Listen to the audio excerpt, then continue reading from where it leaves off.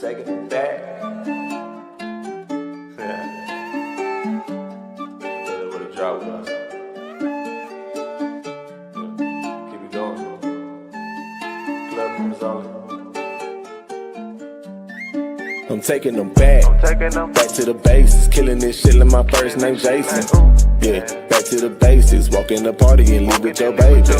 Yeah.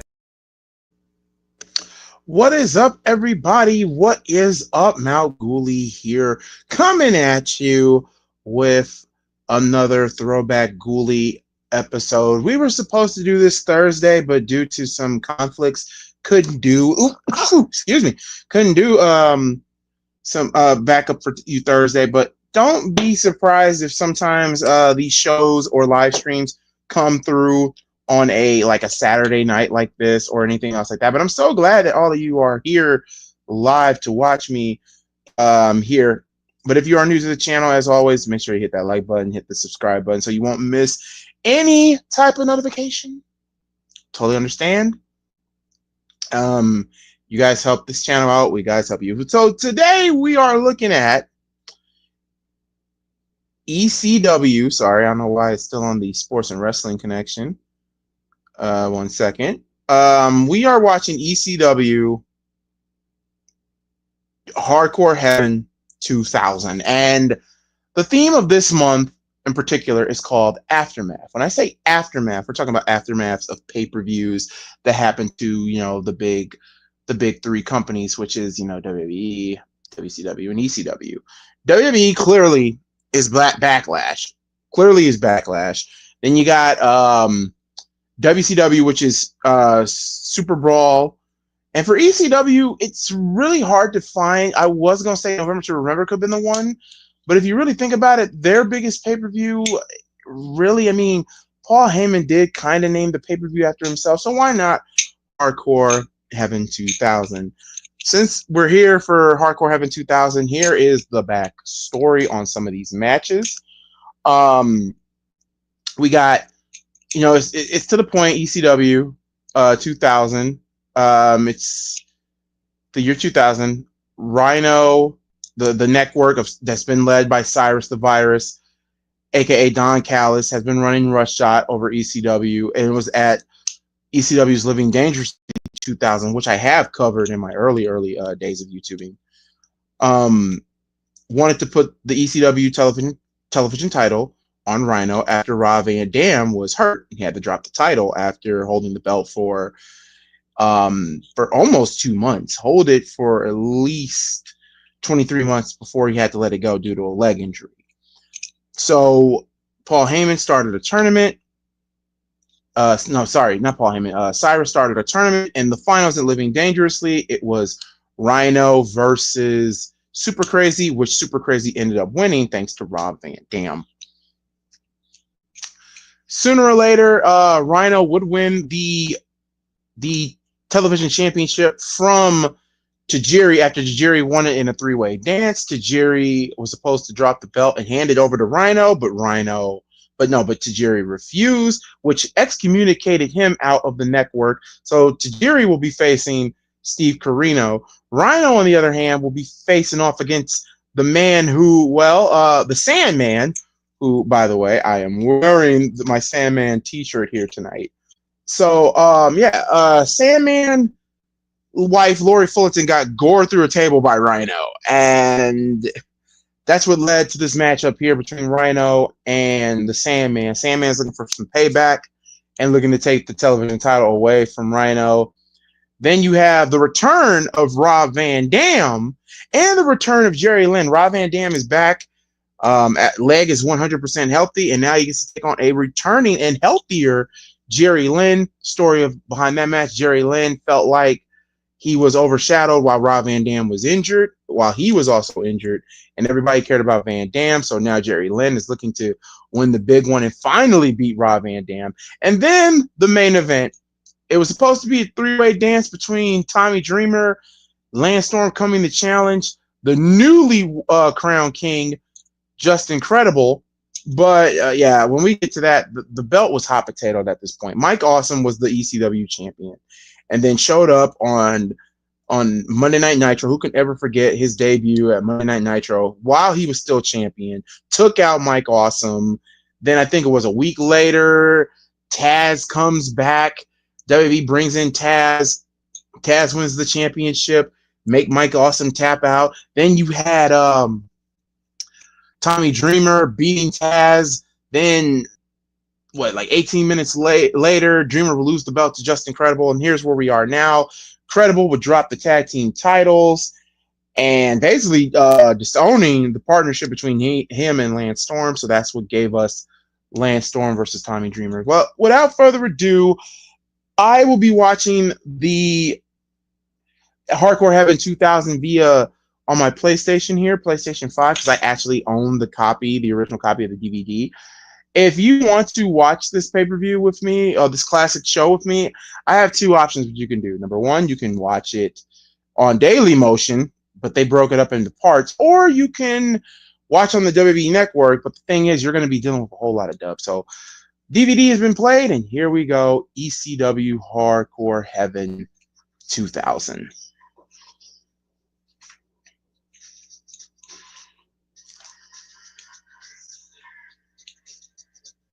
I don't know if you guys can hear everything that's happening. See the intro. ECW was a one of a kind organization.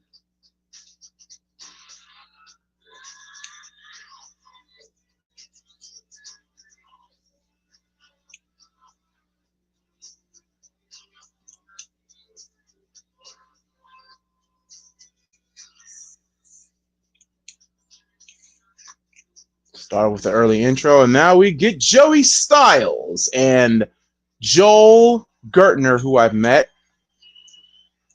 Speaking of that, let me see. I don't know why it will not let me upload the video of Joel Gertner doing the promo for me.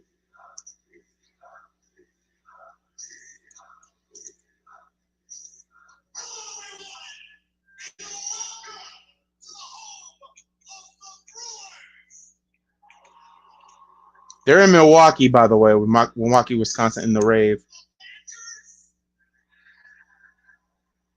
What's up, John L? Make sure y'all hit that like button.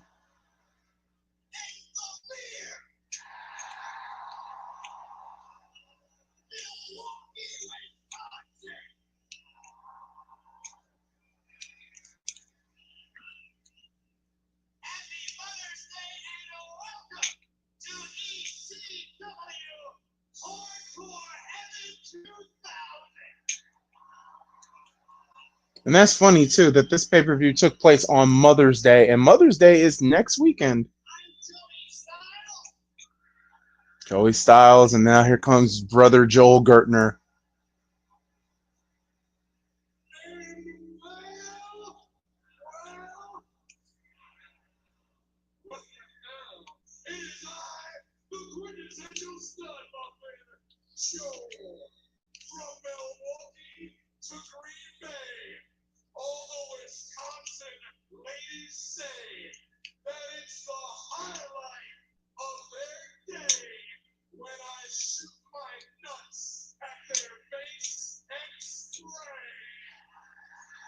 God, I love Joe Gertner.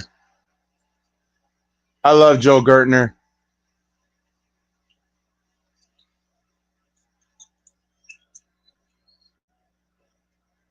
Joey trying to hold it in. He couldn't even hold it in. Joey couldn't hold it in.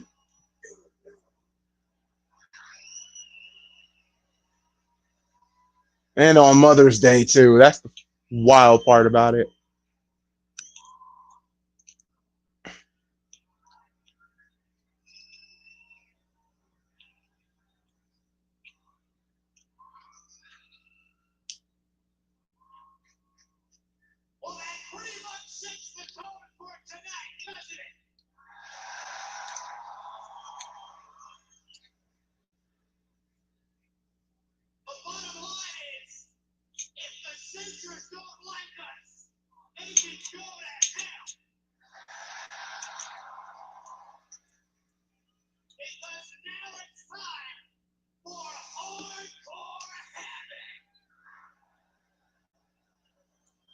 Okay, so if you're watching this pay-per-view via Peacock, there is a part of the show right here where Joey Styles and Joel Gertner are looking like lost because apparently there was supposed to be a spot where Tommy Dreamer came out and Justin Credible would come out and basically bloody Tommy Dreamer.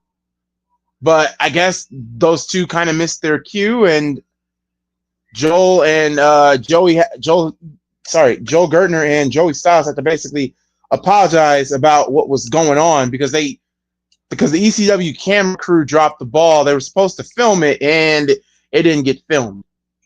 So we start off with our first match of the night, which is Balls Mahoney versus his former tag team partner, world tag team partner, Masato Tanaka. And I believe this would be Masato Tanaka's last ECW pay-per-view match as well. I don't think they brought him back to do anything else after this. And that's funny because, you know, Masato Tanaka is a hell of a... He's still kicking ass to this day.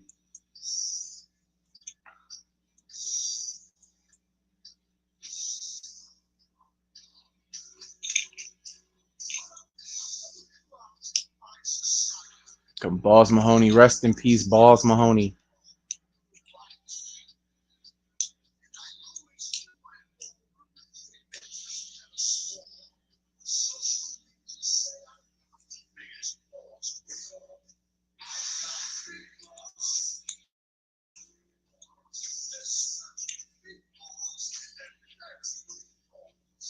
He's got big balls and she's got big balls, but we got the biggest balls of them all.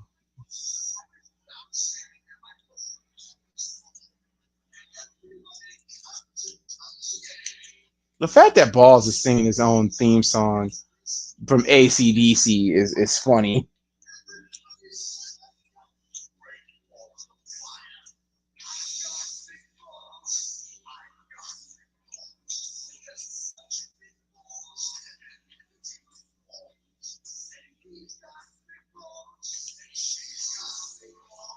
But we got the biggest of them all.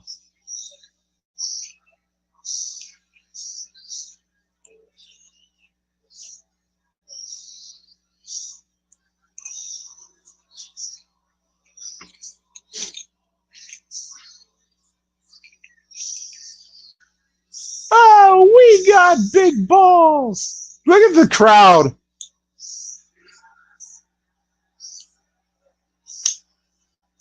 He's got big balls and she's got big balls, but we got the biggest balls of them all.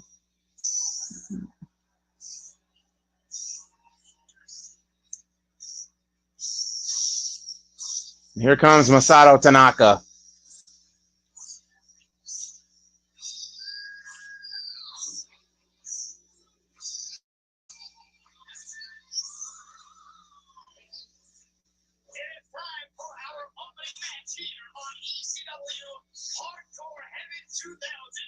The hardcore chair swinging freak Balls Mahoney to take on his former tag team championship partner, Masato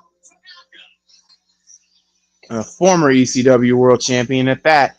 Masato Tanaka was it still is a tough SOB.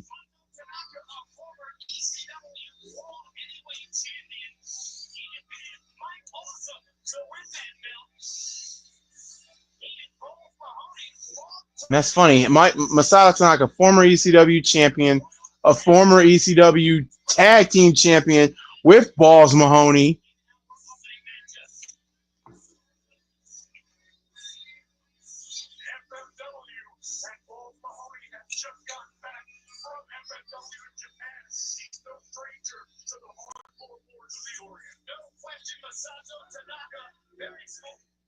Now here comes Cyrus.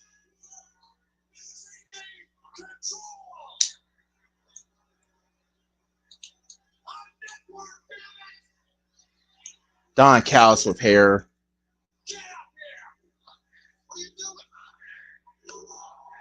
Damn, and you suck dick chant by this ECW crowd.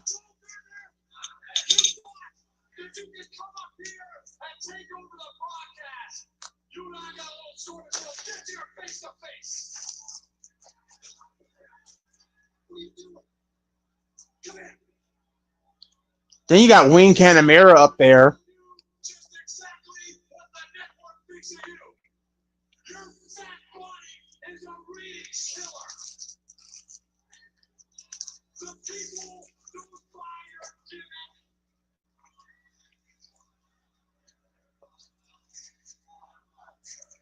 You got Joey in the back. Heyman, what the hell?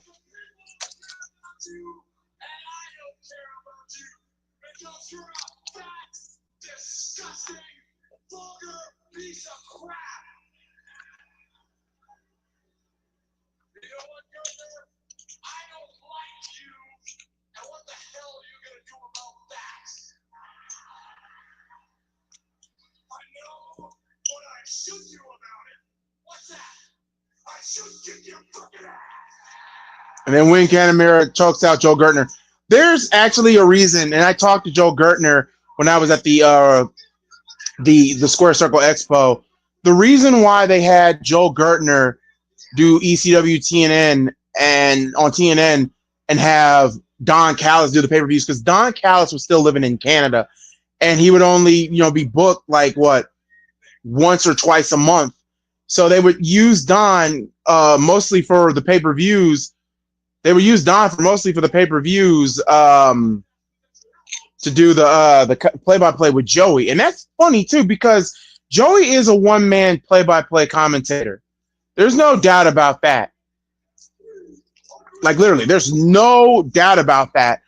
But when Gertner was talking about it to me, he basically saying that it was not a Paul thing. It was just the fact that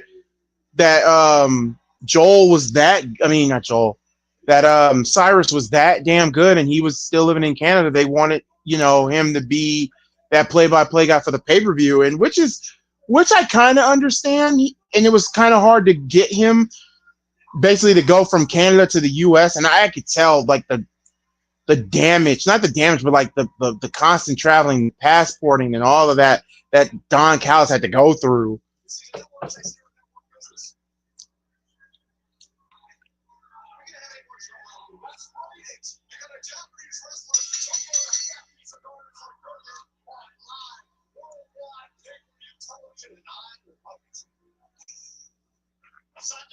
Saw Tanaka, waistlock, Balls Mahoney with a counter.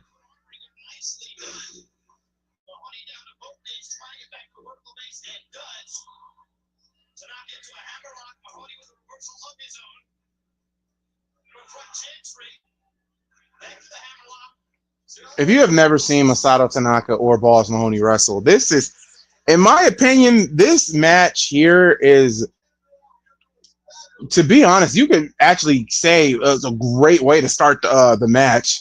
Great way to start the pay-per-view, actually, with two former ECW tag team champions going at it.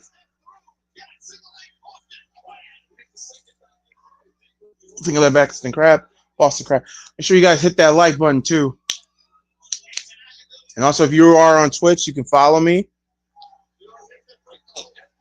I normally do these on a Thursday.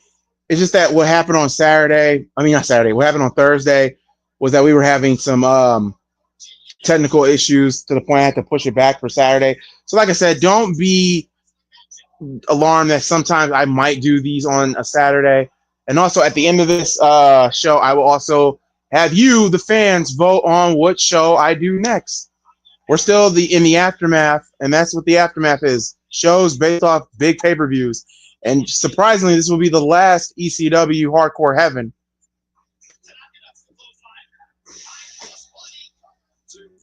There's only, two more? There's Hardcore Heaven 97, which I believe I've done. And also, I have done, I don't think I've done Hardcore Heaven 1999. I don't think I haven't done that one.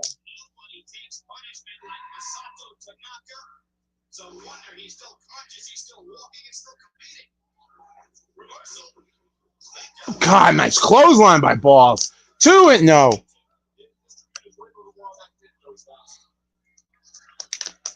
Boss Mahoney with a was going for like a running leg lariat.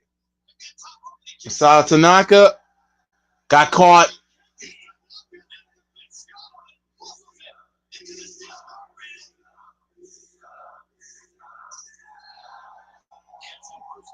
Beer to the face on to Masato Tanaka.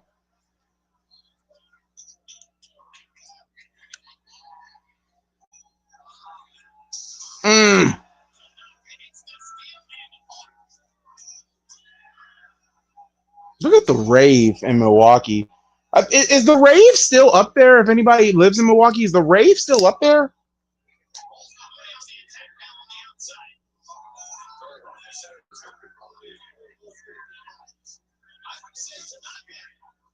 God.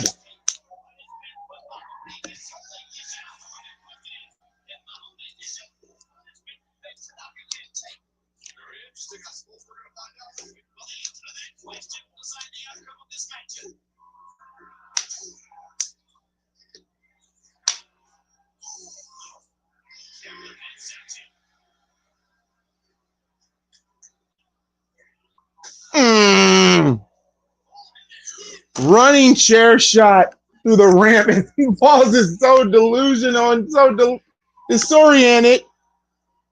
Tornado DDT on the damn rampway. Damn.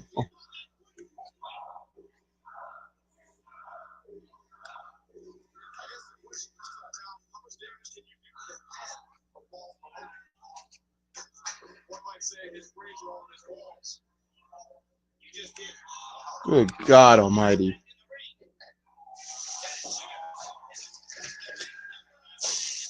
Custom made chair. Balls got the custom made chair.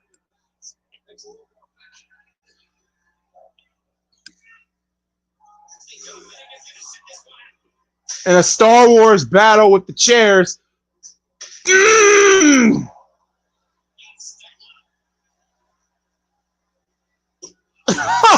Oh no! Damn! Yeah, that did it. Good night. 2, no.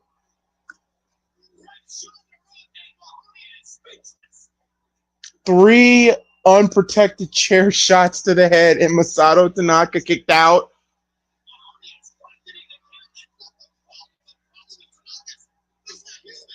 Oh no! Oh, almost hit the ref. Good God! Super kick onto the chair. And Tanaka kicked out.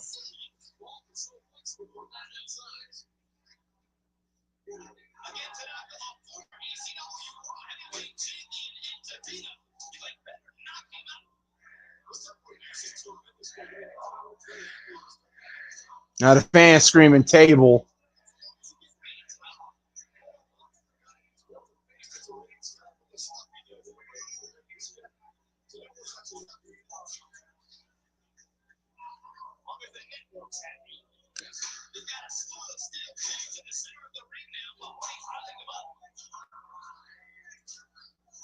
Masato Tanaka up on the top rope.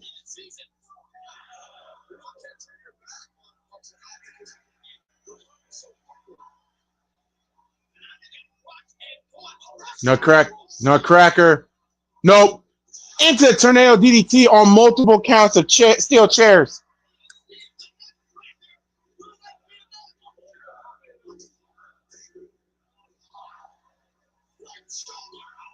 And Tanaka's calling for roaring elbow.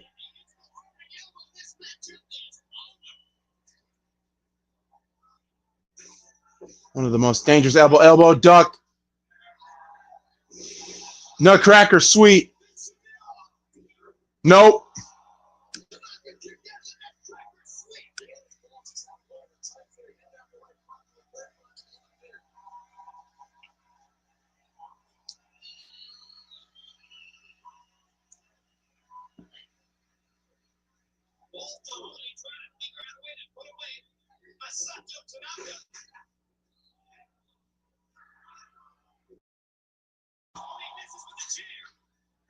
Uh-oh. Going for Diamond Dust. Yep. Diamond Dust. And Balls kicked out of Diamond Dust.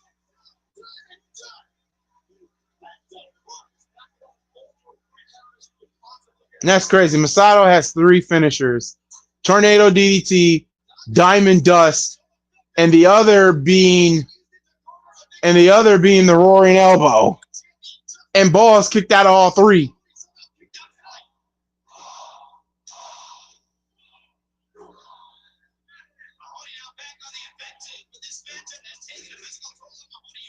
Oh, got caught. Nutcracker sweet on those tables, on those chairs, and a kick out still.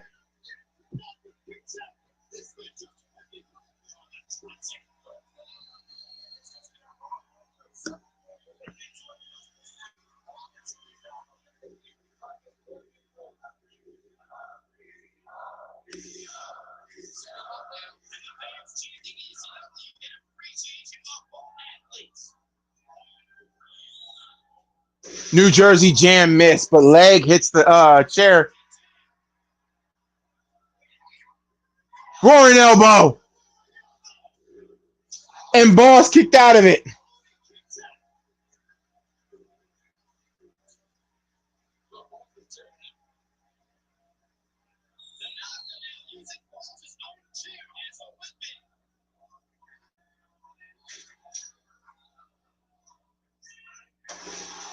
Unprotected chair shot. And Balls is still on his feet. No, he's wobbly. And another Roaring Elbow. Good God. Masato Tanaka gets the W there. There was. It's a great way to open up the pay-per-view.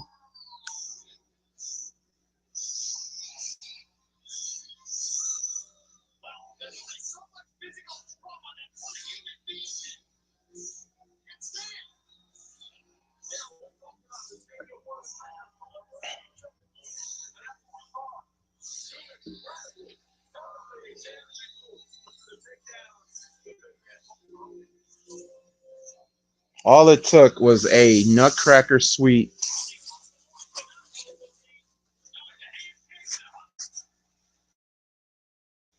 Yep, and this would be Masato Tanaka's final ECW pay-per-view run. And now we get a promo from Lance Storm and the lovely Dawn Marie. For this business, I guess you can teach someone, but you can't make them learn. You spit on me, and tonight, I make you pay. You've always had someone watching your back in your play. In New York, you had Scott and Kev. In ECW, you had me. Tonight, you stand alone, and tonight, you get your ass kicked. Done taking your title. Enjoy your moment in the sun, because after tonight, it's over.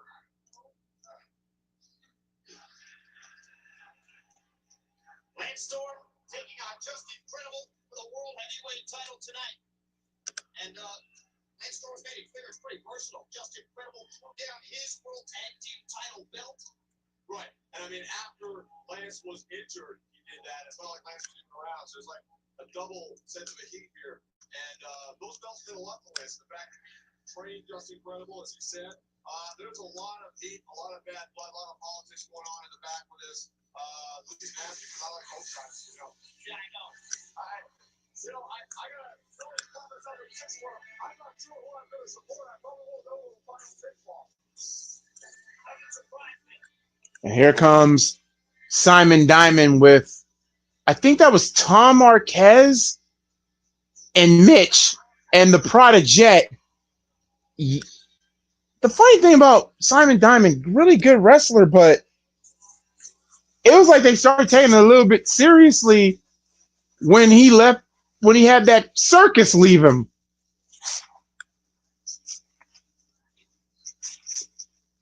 Like we got a dude dressed up like a freaking pirate out there.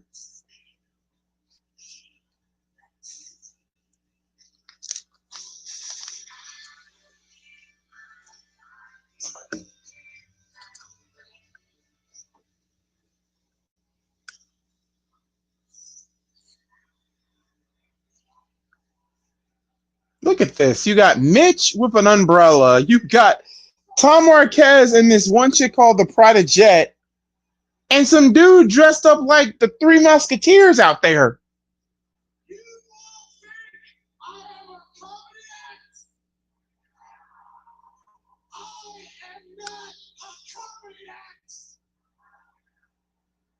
And tonight, Hardcore Heaven, I will show you why I am a blue chip athlete.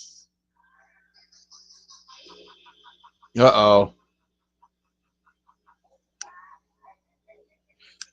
Know that laugh. Sinister Minister time. And with Mikey Whipwreck, I'm sorry. This is just my opinion. I loved Father James Mitchell's run in ECW, and having him manage Mikey Whipwreck, who had a new look, dyed his hair red. I think he would wear new wrestling gear too. He would, oh God, I think it was like a bit of a resurgence on Mikey. Then you added to Jerry into the mix. I think they would add to Jerry around like what in August to perform the Dangerous Alliance, one of the most underrated ECW tag teams in that company's history, and that's saying something.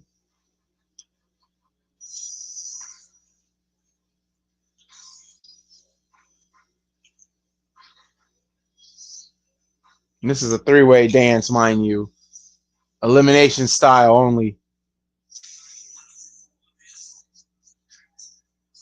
And here comes the last participant, Little Guido Maritato with Big Sal.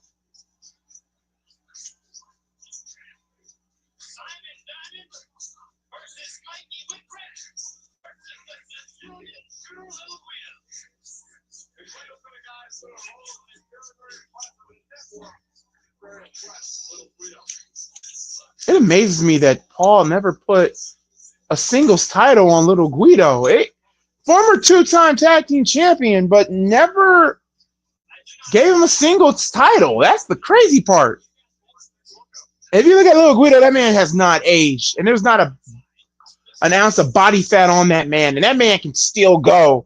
That match between him and Tony D'Angelo.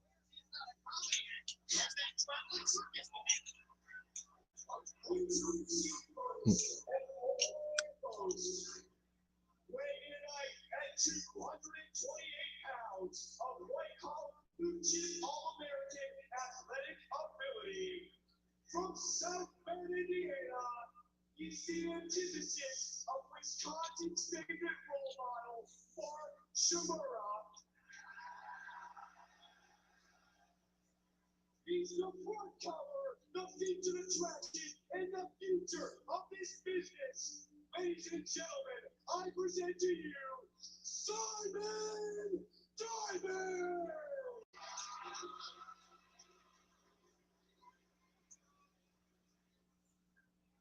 And Simon's opponents, first, accompanied to ringside by the big Sal Boski, Sal E. Graziano, weighing in tonight at 201 and 1/4 pounds from the Isle of Sicily, the Sicilian shooter, Little Guido.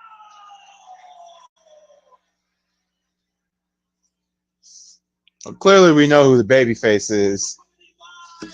The Sinister Minister, weighing in tonight at 187 pounds from Buffalo, New York, Mikey Whipwreck.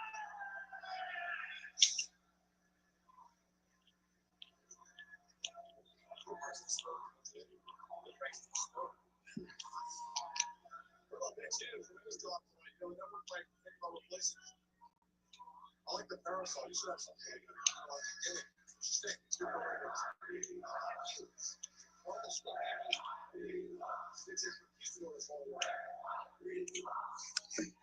And a "Where's my pizza" chant.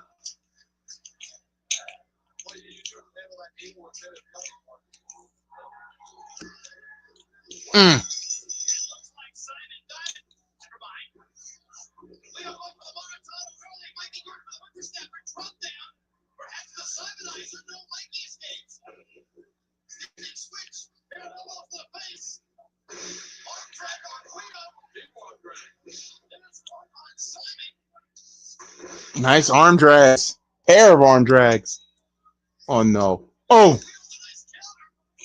Super kick. Oh my God.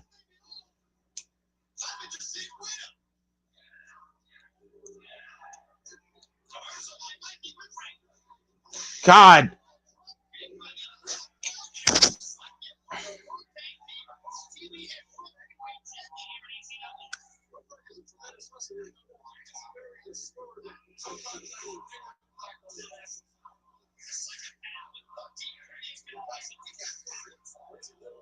Oh no.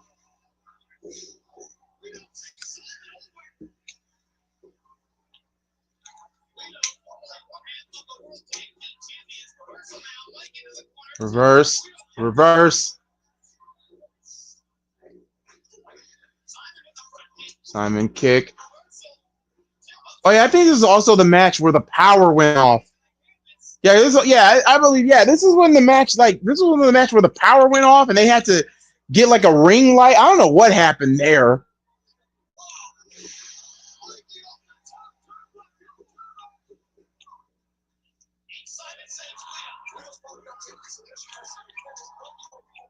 Like I had no idea why the power was off.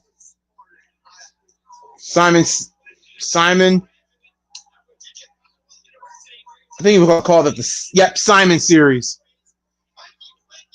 Oh, Guido with double kick to the face. Oh, I did like that from Simon Diamond, like the two amigos into the implant DDT, calling it the Simon series. And if she's a crack whore to the Prada Jet.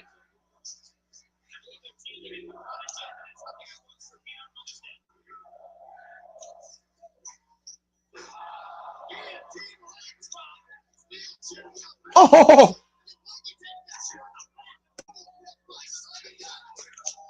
damn, now we lost a cameraman.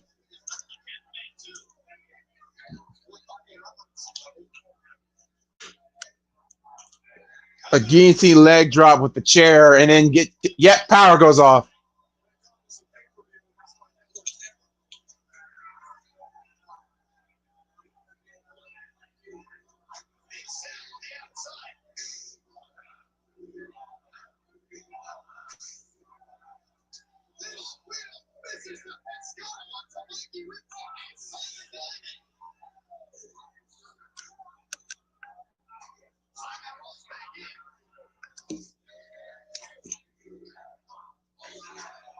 Damn, now we got the circus in there trying to beat the hell out of Graciano. Oh no, Simon. Oh no. Damn. Now Monkey River took out everybody.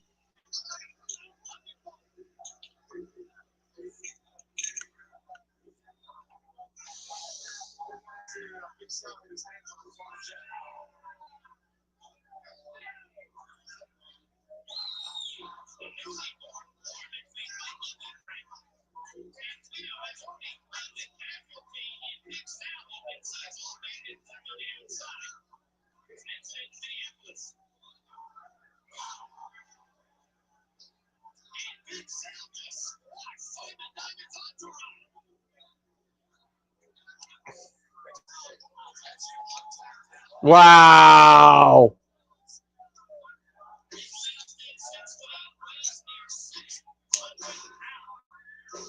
(6'8", 600+ pounds. Good God, Big Sal. Wow. Sicilian slice.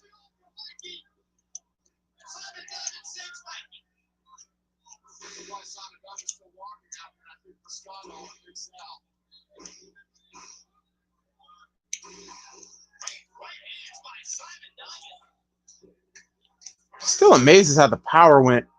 Damn, out.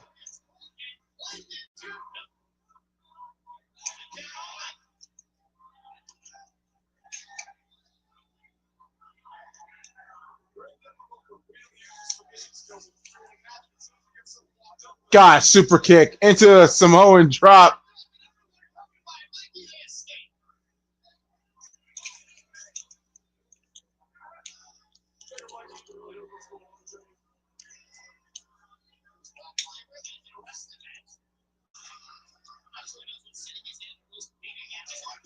Whippersnapper off the top rope.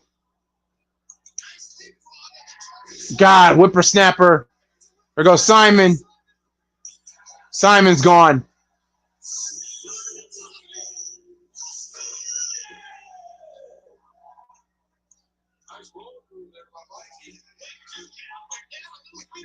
Now we're at Guido and Mikey now. When it comes to three-way dances, it's a totally different type of game.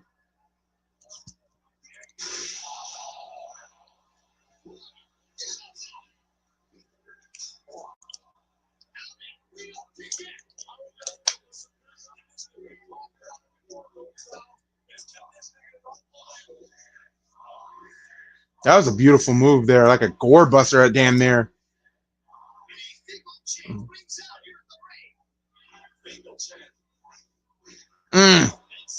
Big Sal. White Russian leg sweep.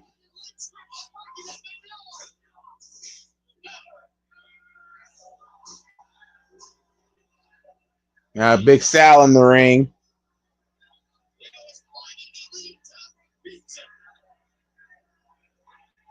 Oh, God.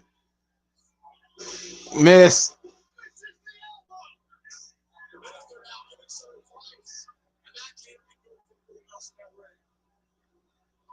And then Mikey Whipwreck. Damn! He just stood fire at Big Sal! And Kamikaze. Little Guido wins the three-way dance. But at what cost? Now your manager is fried on both sides of his face.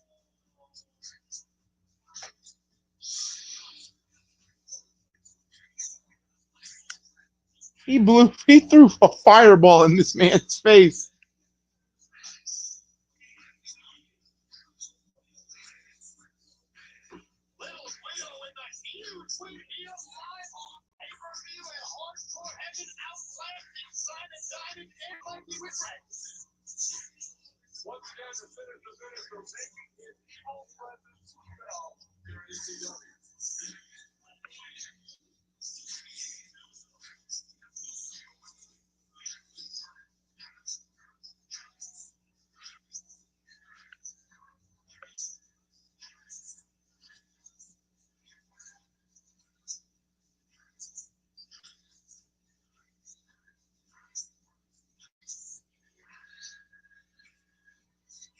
Wow.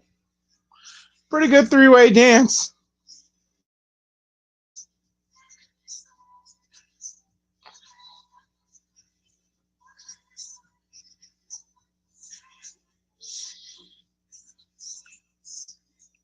Now we get Just Incredible promo.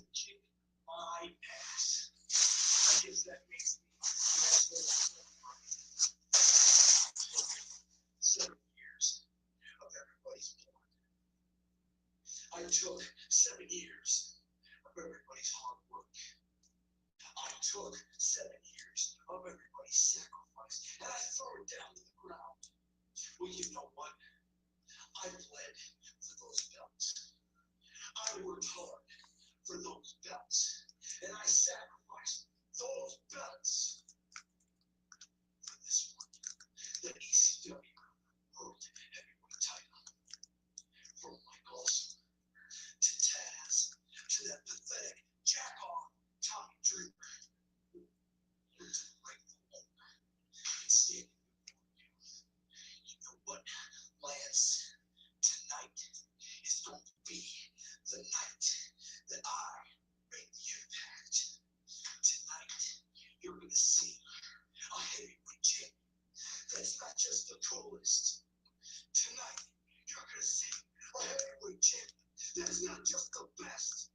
Tonight, you're going to see a heavyweight champion that's just incredible. Damn, Francine was smoking hot. Thanks for joining us here on pay-per-view. Now they're showing the website. ECWWrestling.com. The entire crew is here with live coverage, including, most importantly, Jim Quigley at ringside with exclusive burger picks. I know you like those, Cyrus. Oh, I'm a big fan of the burger picks. Check them out, they're hourly. That would be the what do you call it? The up the skirt camp, up skirt camp. I think the power just went back on too. That's why the fans are just cheering. Now they're just showing the television taping of ECW.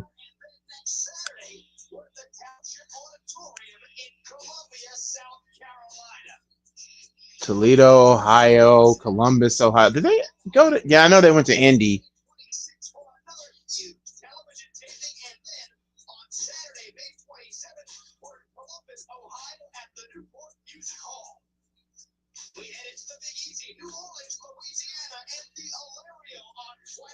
Like ECW was more into like what the Midwest. So we talked Florida, Philly, Pennsylvania. Clearly, I think like the only time they went to the West Coast was what Heat Wave 2000. I think that was what their own one of their 2 or 3 biggest shows that they had. June 17th, we're back in Danbury, Connecticut at the O'Neill Center.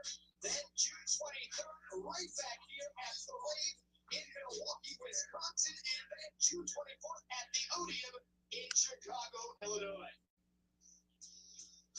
Sunday night, July 16th, we return to pay-per-view when Pioneer Entertainment presents ECW Heatwave 2000. Now we got the Dangerous Alliance. Dangerous Alliance with Louis Dangerously, a.k.a. the former sign guy, Dudley, with Elektra.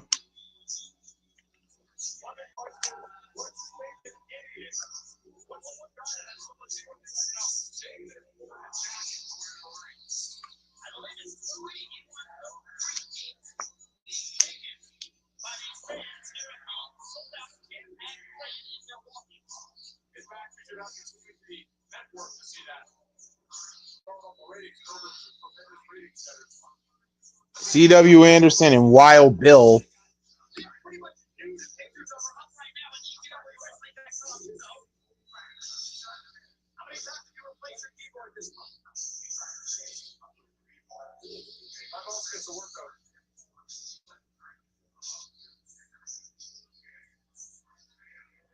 CW looks all business.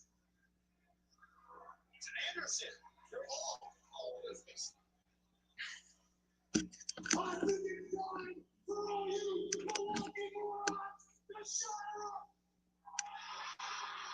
Awesome spits. For those of you who haven't seen it out yet, I am the hottest manager in professional wrestling today, and my name just happens to be.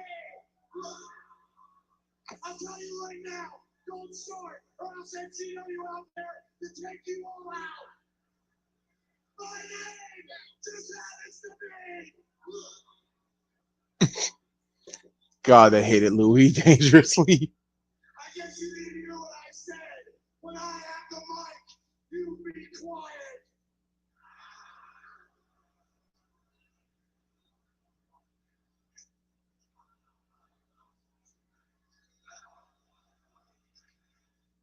Mom, I swear you better stop right now.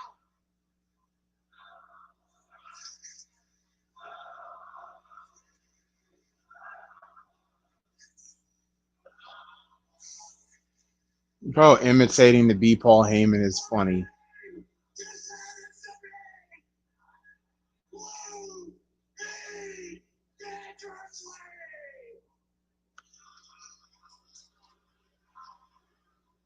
And tonight, I have the most important announcement that I have ever made.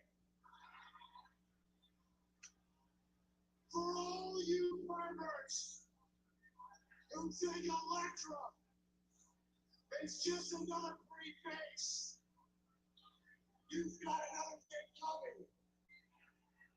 What you're looking at is a woman who's never had plastic surgery. Plastic surgery. The fans are calling bullshit. A woman who never has to wear an out-of-place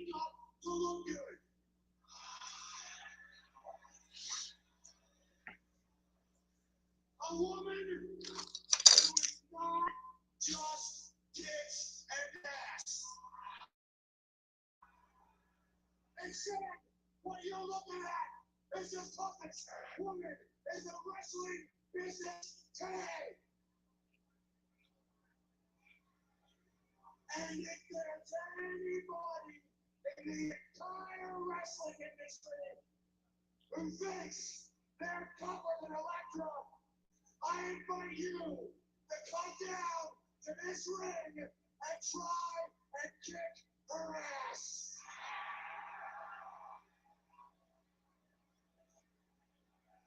So Louis dangerously. I think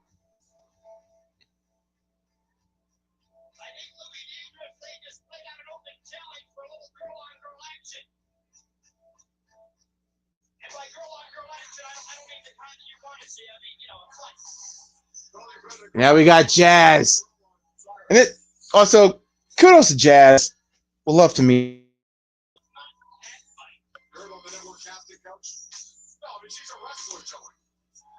Just laid out CW.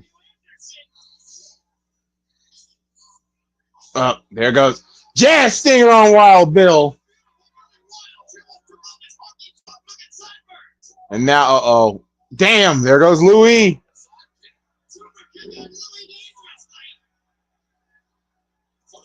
And taking the jacket, wearing a Mike Awesome t-shirt is wild. After the man did what he did.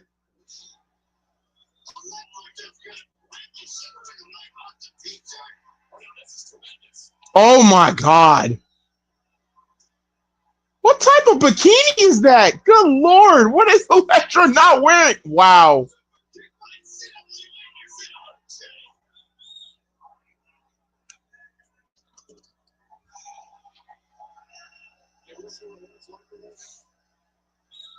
Now you got CW taking out Jazz. Anderson Spinebuster.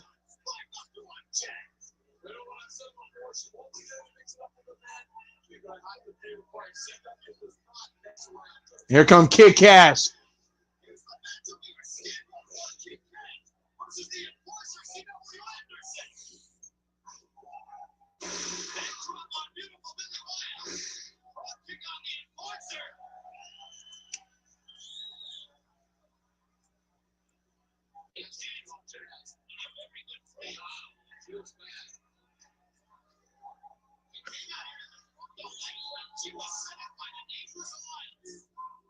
So we got Kid Cash. Kid Cash with his braids.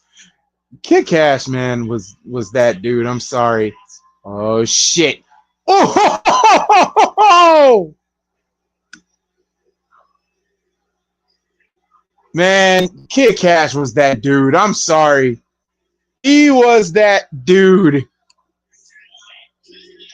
Look at the fact that my man had braids. Bro had the braids. Just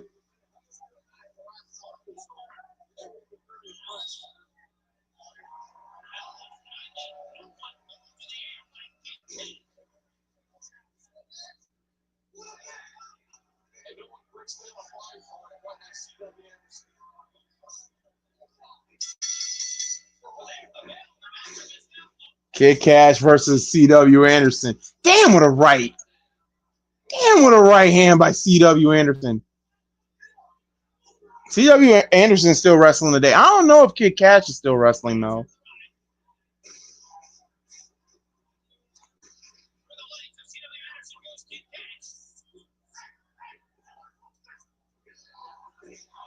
Nice Hurricane Rana by Kid Cash.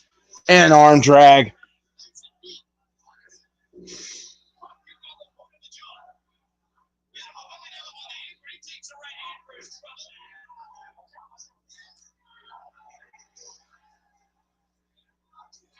Damn.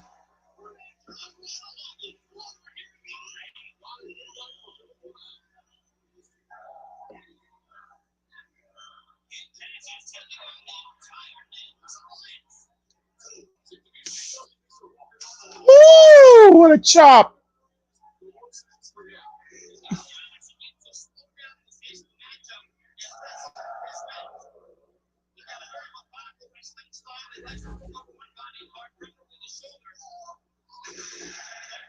Nice Twilter World.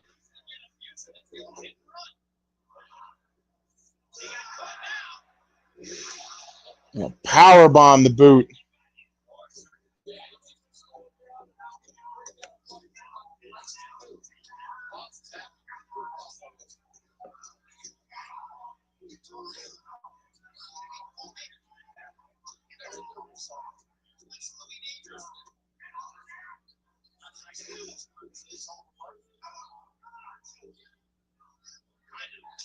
Ooh, another chop.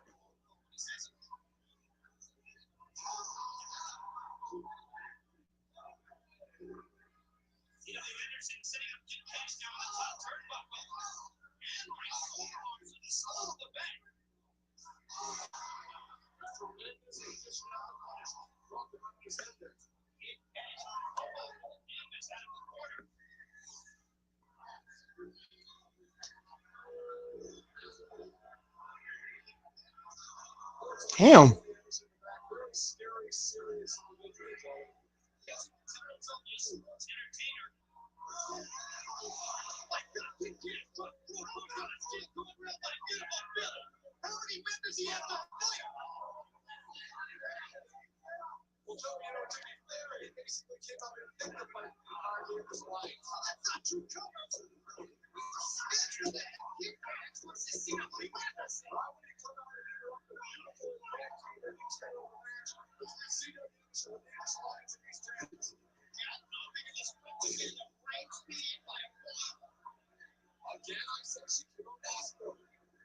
Clothesline. Oh my God. Kid Cash.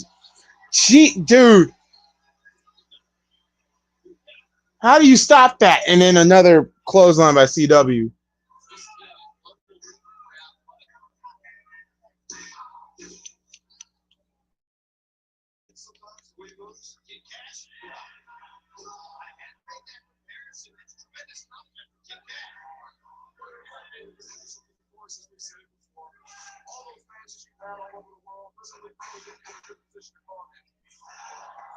Good God. Cubs are destroying the. Damn!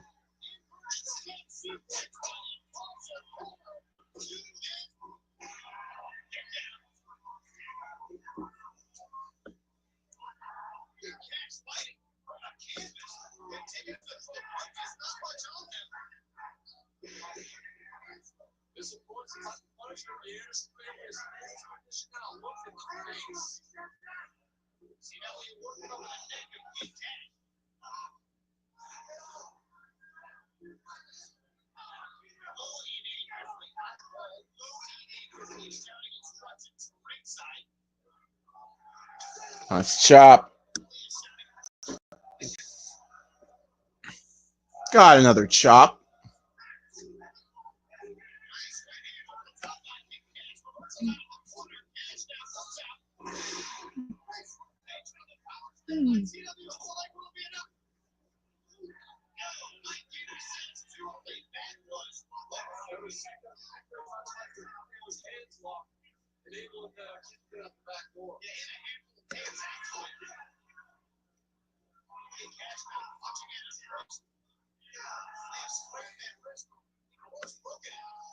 Mm.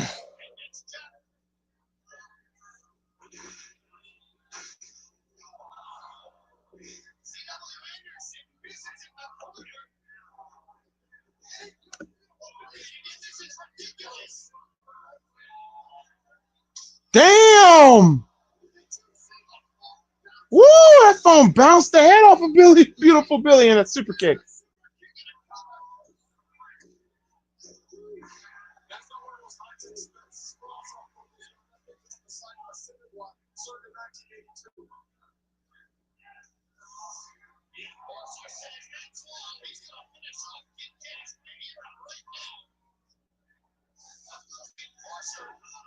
Kick to the midsection. Cash. Oh, God. Hurricane Rana. Oh! And Kid Cash gets the win over CW Anderson.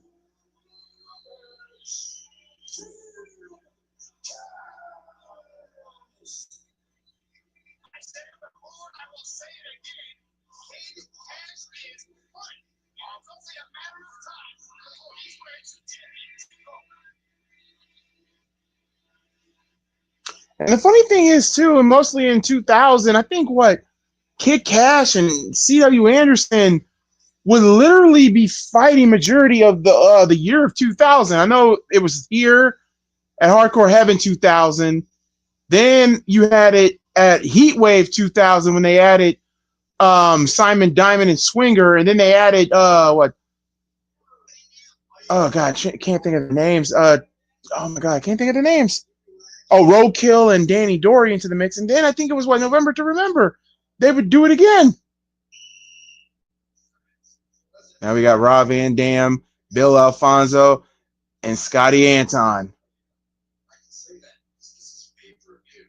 And I am Mr. Pay-per-view. Well, Van Dam, it's been 3 months since you've been on the man. That is hardcore heaven, baby. I realize that, but come on. Now, when has Rob Van Dam been overconfident? Never, because I back it up. I always do. I'm going to give everybody what they pay to see. Scotty, you get a ringside seat. Just like me. Look, Fonzie, I'm telling you that I'm ready. I know everybody else is ready. I'm going to do what I do, which is earn me the title of everybody's favorite wrestler, Rob Van Dam. Say this good. I'll accept it. Later on, Rob Van Dam will go on. It amazes me that that wasn't the main event. I'm shocked that they didn't put Van Dam and Jerry Lynn at the main event.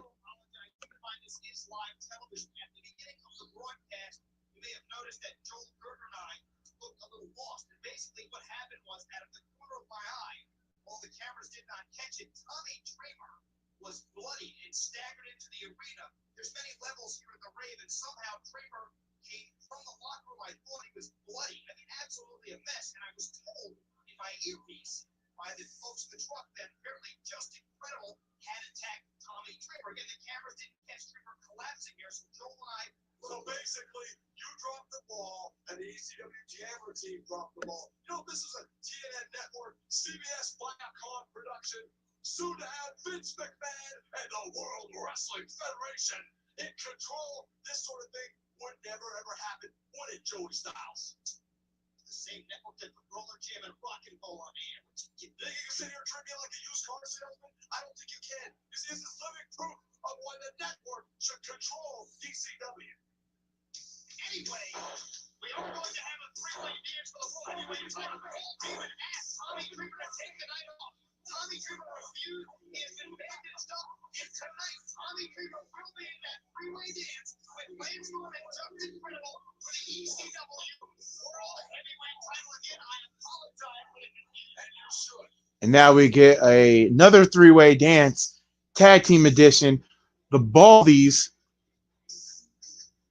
Angel in the back, and then you got Tony DeVito against Roadkill and Danny Dory and Nova and Chris Chetty.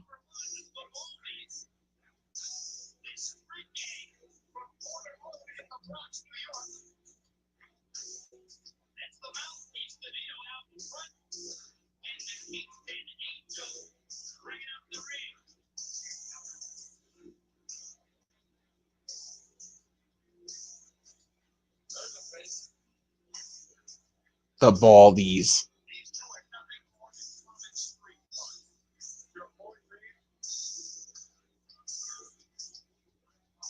I don't know why, but I always wanted to see the Gangsters reunite, take out the Baldies, but Mustafa was gone at that point.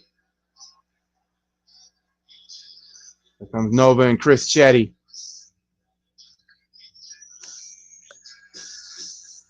Okay, Nova with the symbiote attire. I think this was Chris Chetty's first match back since his second match back in pay-per-view action.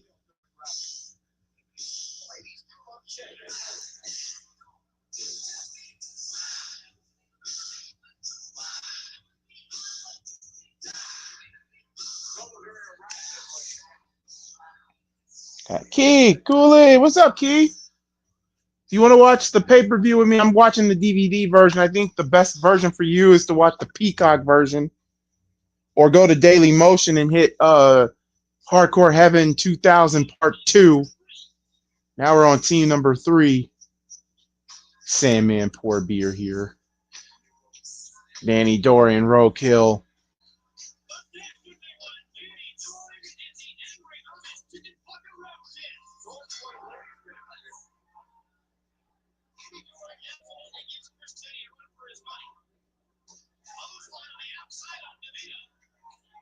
Nova and Chetty, they're just chilling on the outside, and woo! DeVito thrown hard onto the guardrail. Sure you hit the like button. And Nova,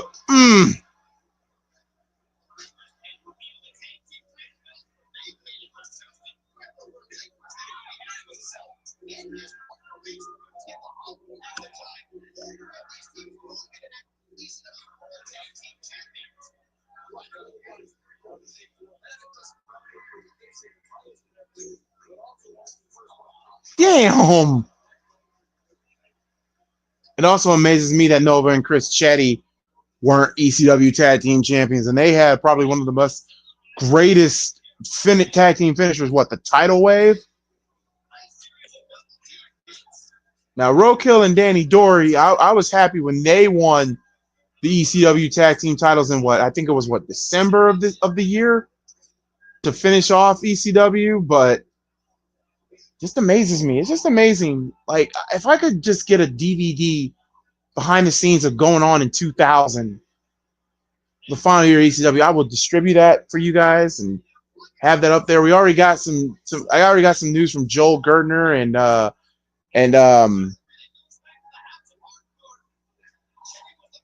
and Shane Douglas. So now we got the standoff between these two, between Dory and Rokel, and neck breaker and sit down rock bottom.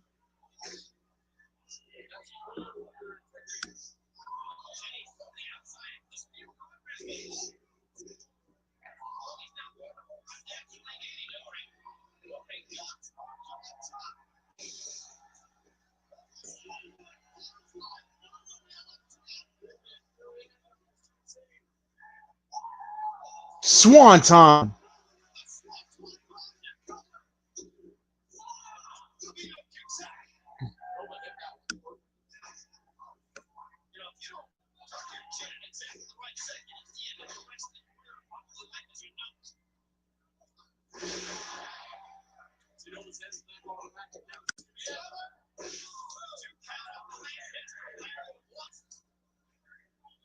Oh, God, nice kick by Chetty.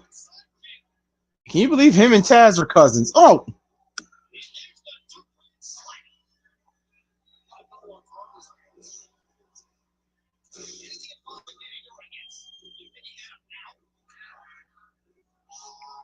Woo! Double flapjacks.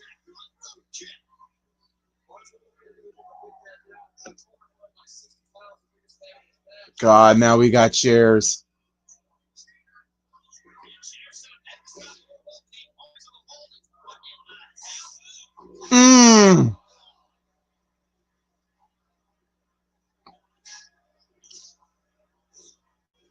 Jeez.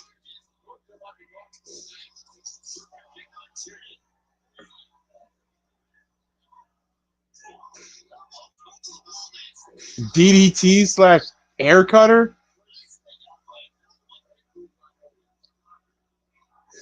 Elbow by Danny Doring.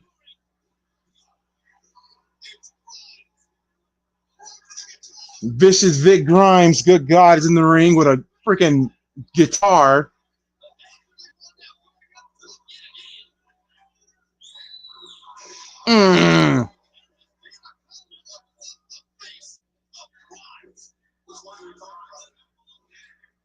God, Grimes, so freaking huge. Oh, no. Oh, El Capone, Danny Dory, good God. Well, Dory and Roadkill have been eliminated. Roadkill's got his hands on Vic Grimes, who tosses him at the edge of the freaking rampway. Dorian's gone limp.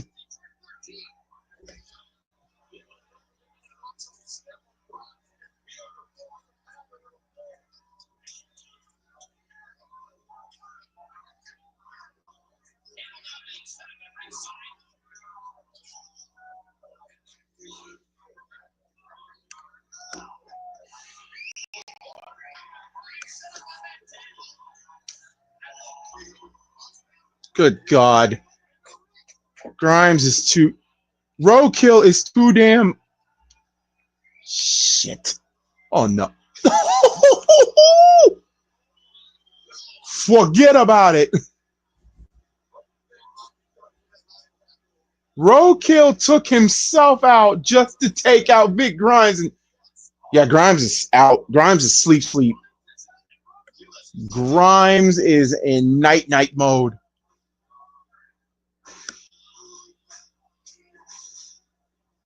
He's going to have to do it himself. Be right back.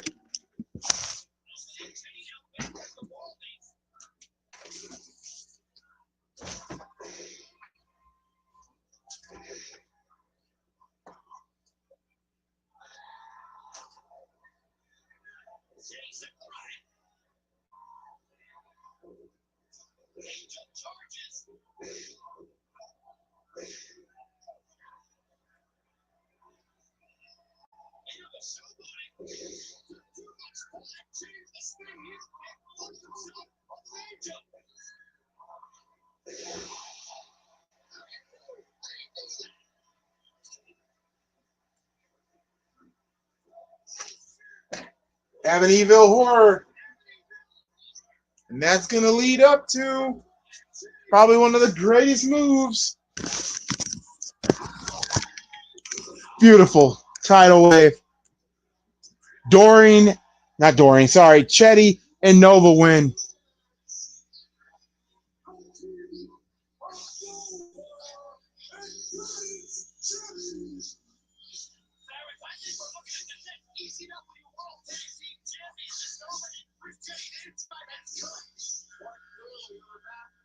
Now you got Angel in there.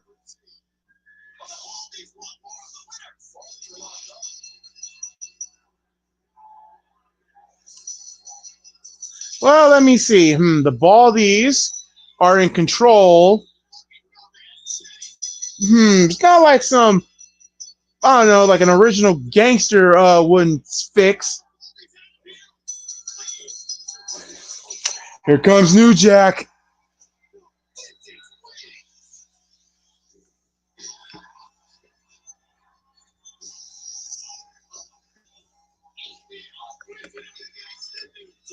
Rest in peace, New Jack.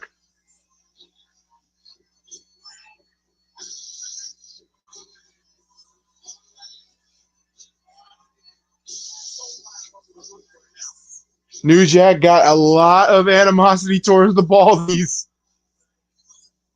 Oh, God.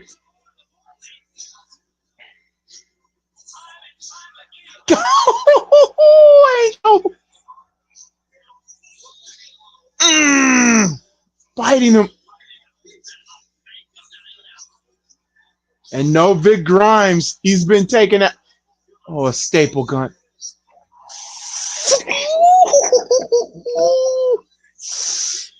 And now I got a freaking fork. A fork.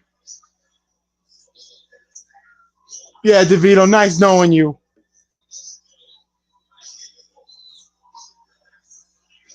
A fork.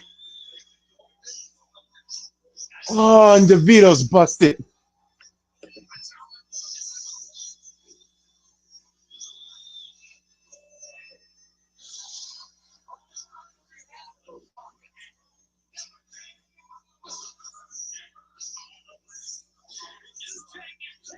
Good God. I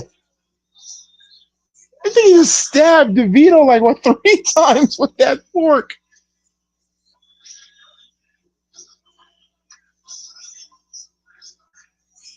Mind you, Big Grimes is out.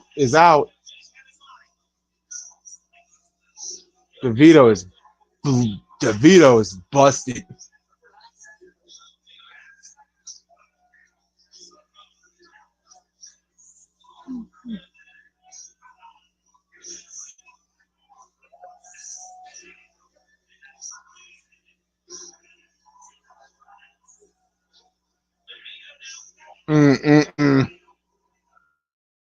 DeVito, but they've asked for it.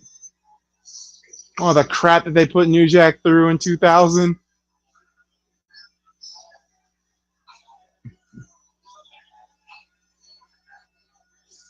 Good God, DeVito is a bloodied pulp.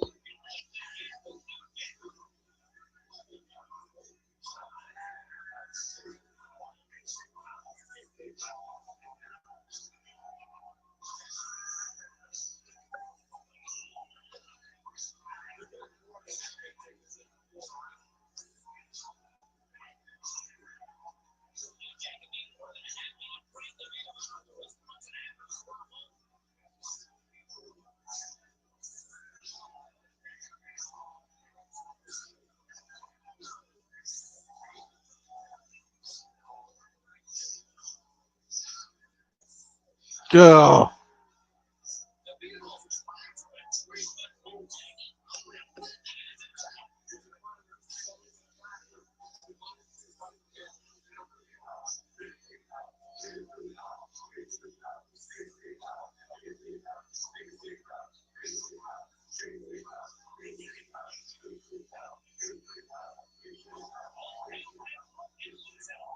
And the fans, they're all out of their seats trying to follow New Jack out to the building. Now we got a table. Oh.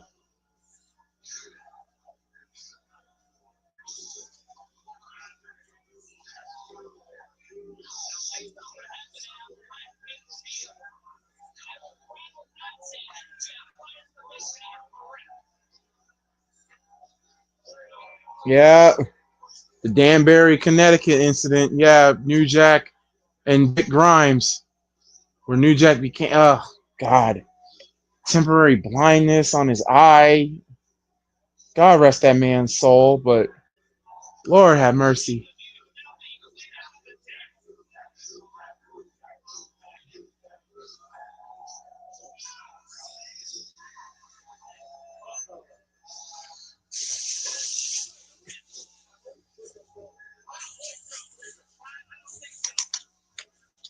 So I hope he's leaving the building. No, Cyrus, that man ain't leaving the building. He wants one thing out of it.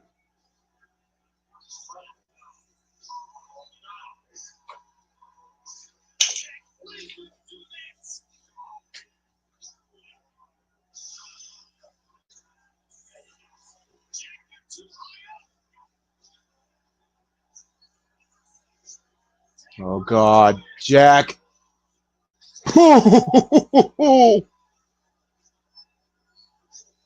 DeVito, and just like that, DeVito is done.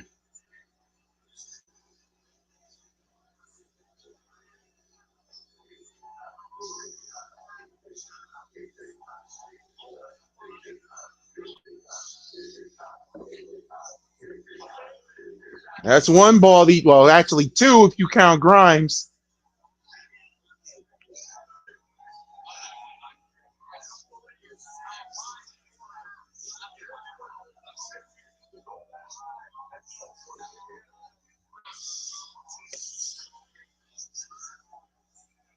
Oh, and Angel's next. I love how Nova and Chetty just been beating the crap out of Angel and just saving him for New Jack.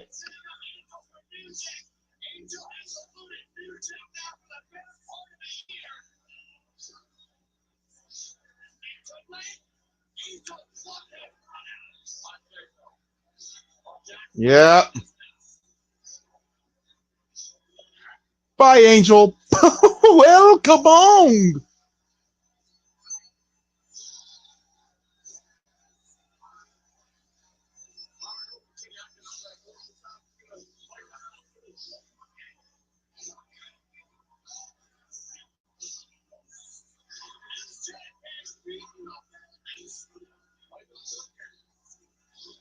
New Jack with a chair up to the top rope. Probably going for the 187, the 187 chair dive.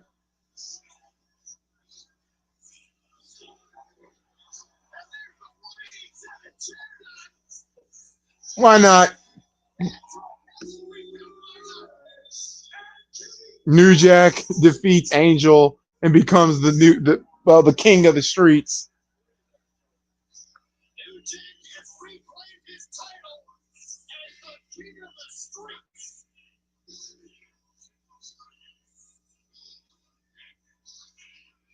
The king of the streets is now belongs to New Jack. I think New Jack should be the poster boy for TNA. You know what? Like I said, big fan of New Jack.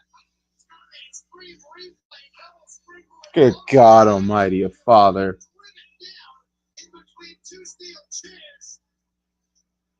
Let's look at total ahead of ignoring. Roadkill showing no sportsmanship whatsoever. Crushes Grimes. Title land and Nova and Jenny win the three-way dance. That was the start of a very bad night for DeVito, as we're about to see. A very bad night for DeVito. Take his life into his own hands. And maybe just taking DeVito's life.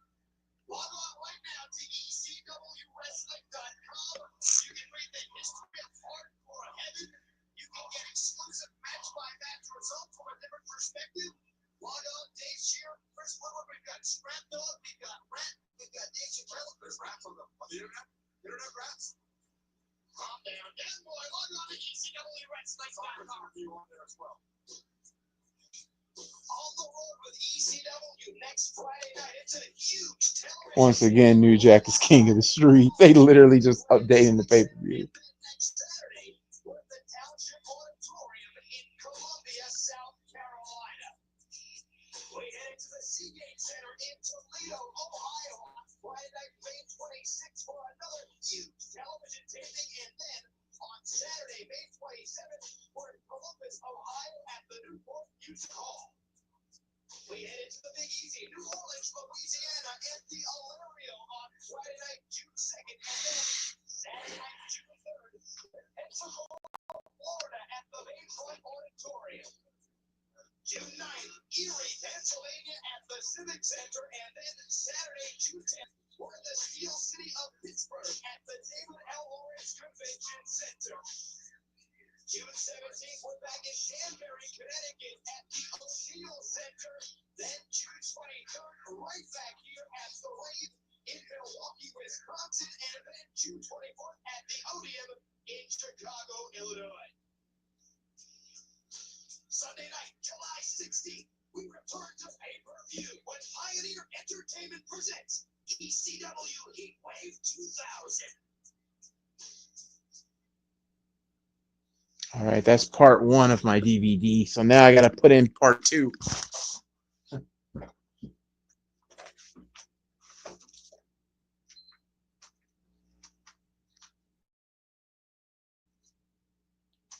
And so far, this is a classic pay-per-view.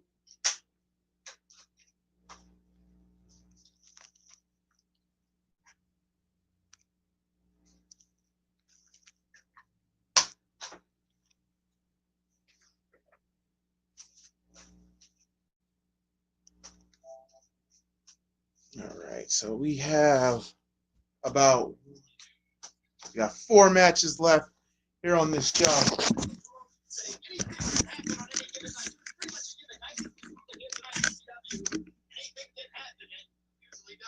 let's go. We still got 3 huge main events. We've got the Sandman challenging Rhino for the World Television title. Jerry Lynn versus Rob Van Dam. Again, perhaps the best real wrestling match you're going to find anywhere in the industry today. In a 3-way dance for the World Heavyweight title. Tony Dreamer Lance Storm in the championship. Rebel, and I understand right now we're going to look at some replays. Now we got Steve Corino's music coming out.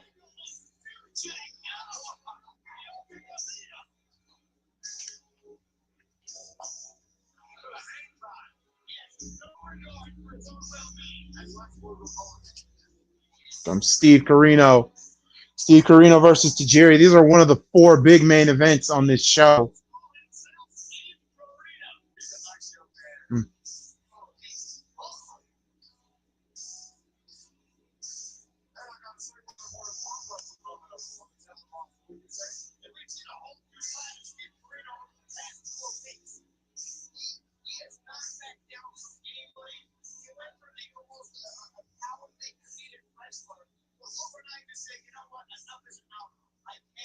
I'm not afraid of anybody. I think Jack Victory played a big part in it. I don't know better.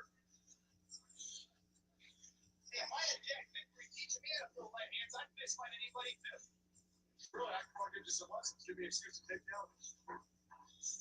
The rise of Steve Corino here. But this match here, you can watch this match on YouTube, and oh god, this was probably one of the biggest beatdowns I've ever seen from a wrestling match.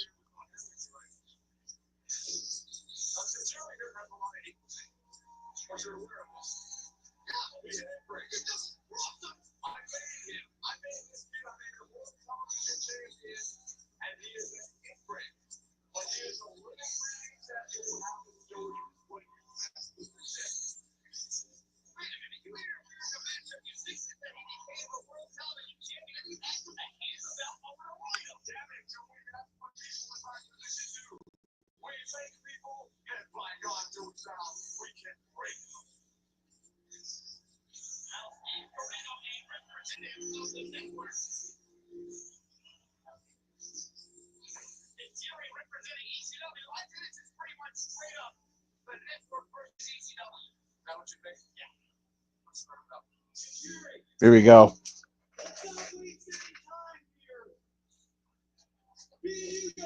Way back. We don't have to fight in front of these morons here in Milwaukee. And the millions watching on pay-per-view don't deserve to see us fight each other. I've said it 3 times now. People make mistakes. You made a big one when you turned your back on the network. I'm a forgiving man to Jerry. Turning to Jerry babyface at this time was a pretty good move for Paul, because even though he was kind of a heel with the neck work, but If you don't come back to me, you little slant-eyed bastard, jerk, I'm gonna kick your ass. woo! Kick to the freaking head.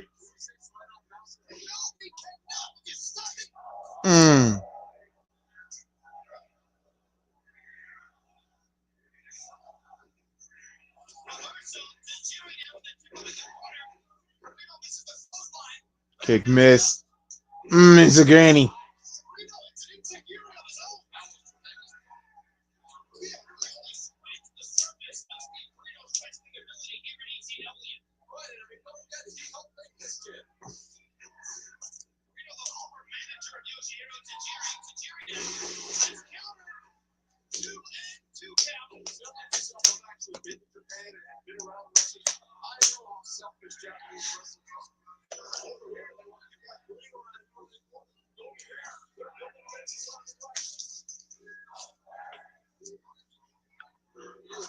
God.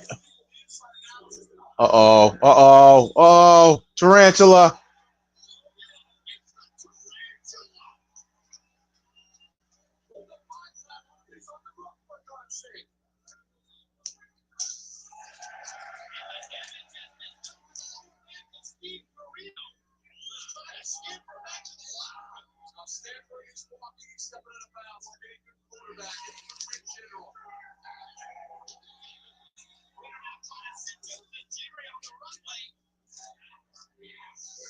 Miss. Hello. Oh, those kicks. Yeah. Good night. Good night. Good night. God. Brain buster on the freaking runway. And then a stiff kick to the freaking ear. God, Steve Corino took a beating from Tajiri.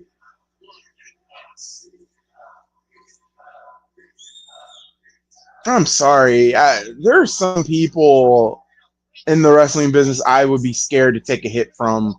Tajiri is one of them. Tajiri's one of them. With those kicks. And now Corino's busted open.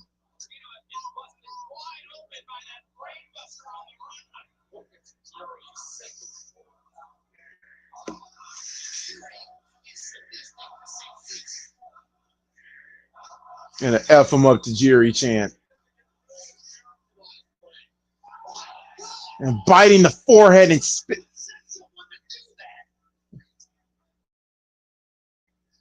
Oh, kick to the head. A kick to the head. Oh.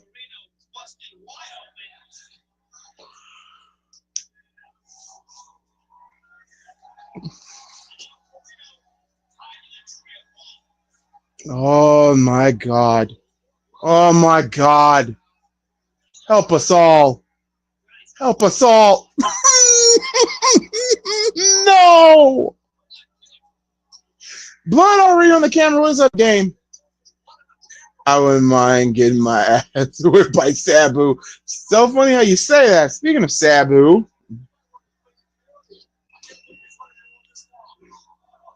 Dude, look, Sabu, it really, because Sabu, there's only one thing I wanted to do with Sabu, and that's going through a table face down. Oh, Steve Corino is done. His hair is gone crimson red. He's busted open. Tajiri is just murdering him. Tajiri's literally just murdering him. Blood all splattered onto the camera.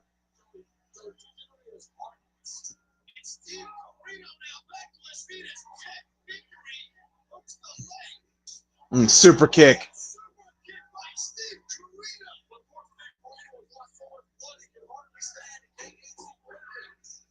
Only a 1 count. The fact that Corino still finished this match, I think he even stated that this is one of the most bloodiest matches that he's ever been in, and for good reason. Whew.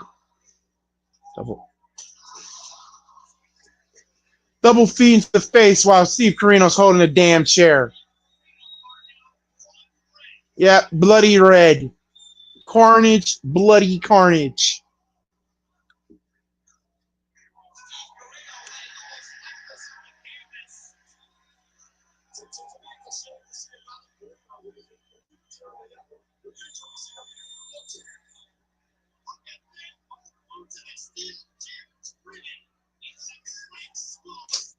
Damn, Fox got to be pissed now that SmackDown is beating them in their TV show. Hey, Fox had nobody to blame but themselves. They should have never censored them.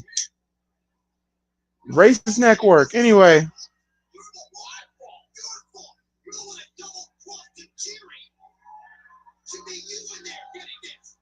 Good. Oh!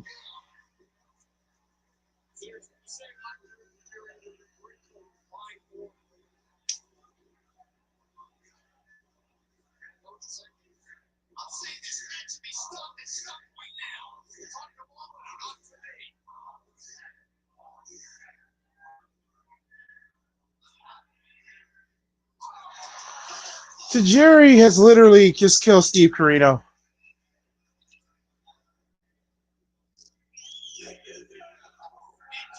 And Jack Victory.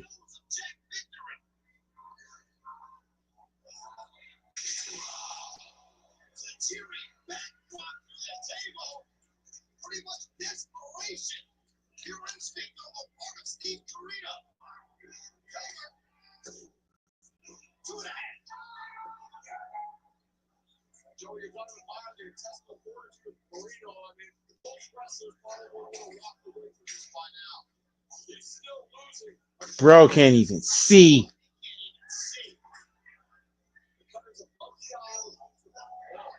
Bro, blood going into your eye. Perfect plex. No.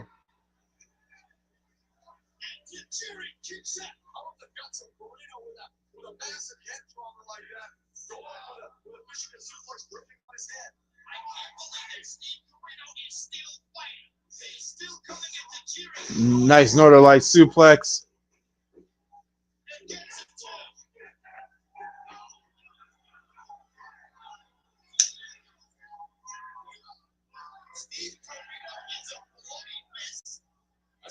say something original like Prince and Mass, but I mean, in this case, it's completely justified. I've never seen a season. I'm not going to say Prince and Mass. I'm not going to step in cliches. I'm not going to make this cute. Steve Carell's a lot of trouble. Steve Carell had been taken to the hospital the minute this match was over because he's having a medical help here at the Rave tonight. Because of that, Nice kick right to the thigh. Nice leg lariat.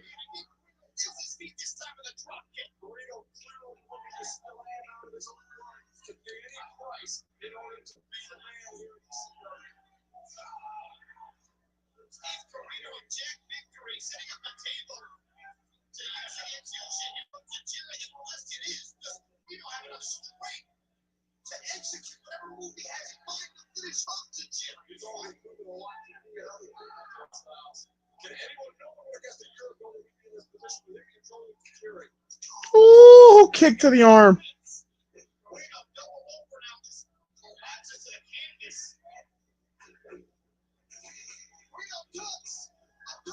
Abdominal stretch into the octopus. He got the octopus.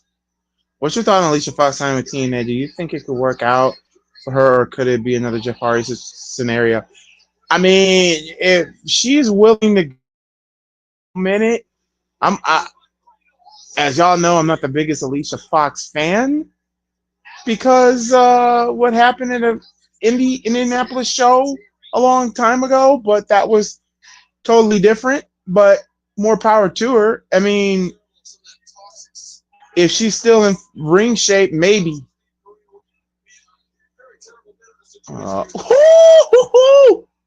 Here we go. Trying to knock him out. Yeah, Carino's done. Carino's done. Carino's done. Carino's done. Tajiri's like punching and kicking him now.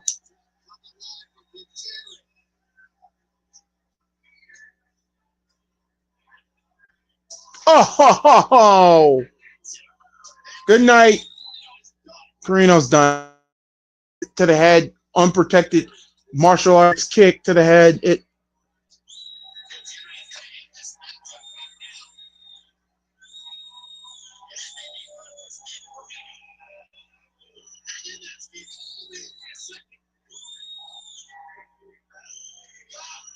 Oh, no, stomp through the table. Jerry beats Steve Carino.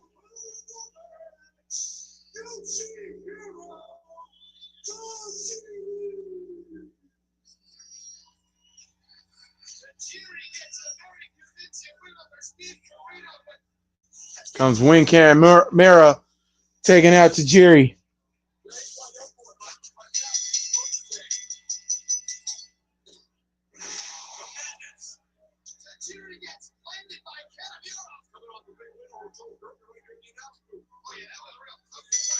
Oh, kick to the balls. Damn, well, there goes Kanemaru. Now you got Jack Victory in now.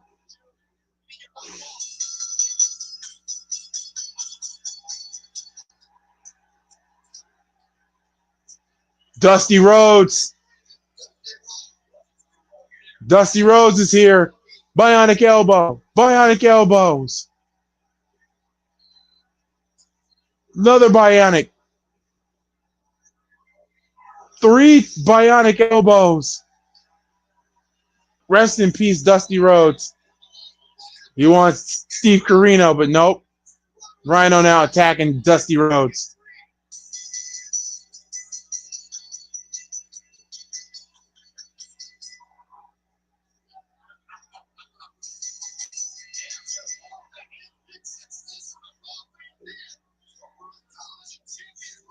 Here comes the Sandman as Dusty's taking out Steve Carino.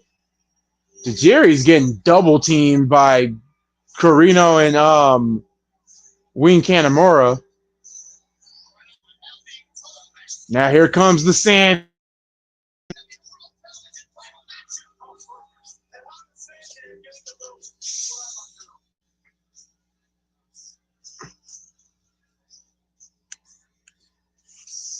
The greatest ECW entrance of all time, the Sandman. smoking a cigarette, drinking a beer, and holding Singapore cane. Speaking of which,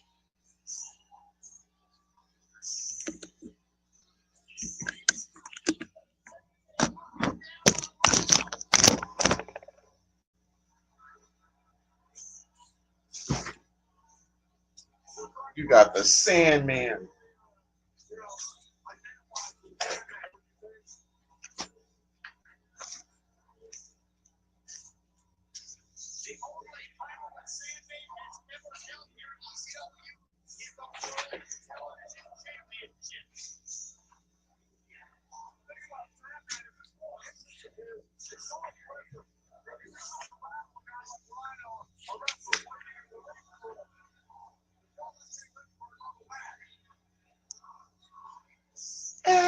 Excellent. And tonight.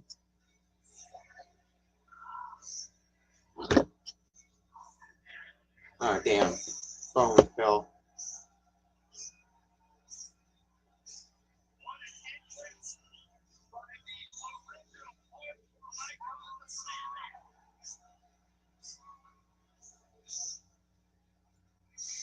Sandman, torn beard to the fans.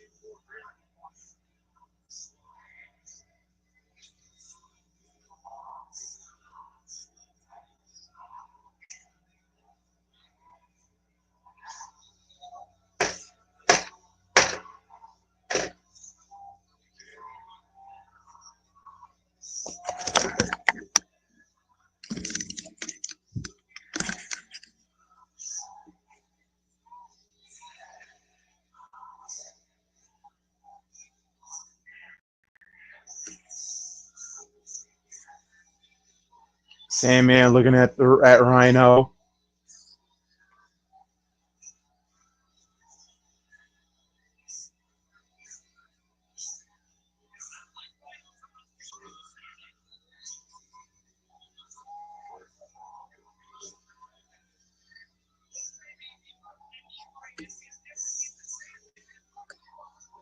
The most inebriated we've seen the Sandman from Joey Styles.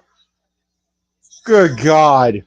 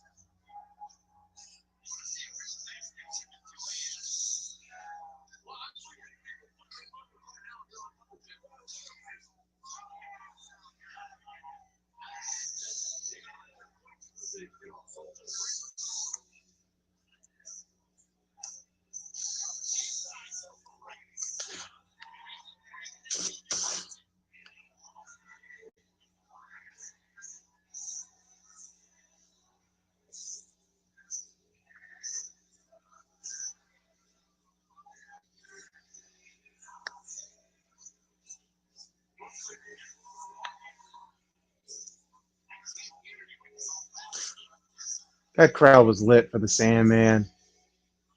They were lit for the Sandman. The greatest ECW entrance. You can't argue with it.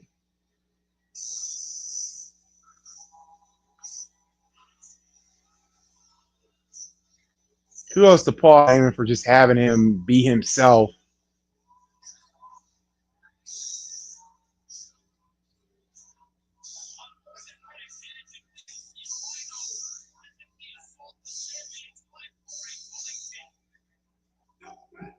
Oh God, this match.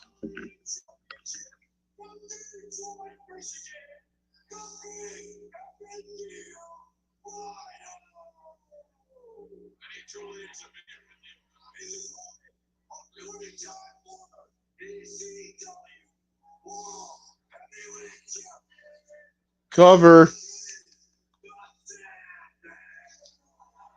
Look at Sandman's eyes.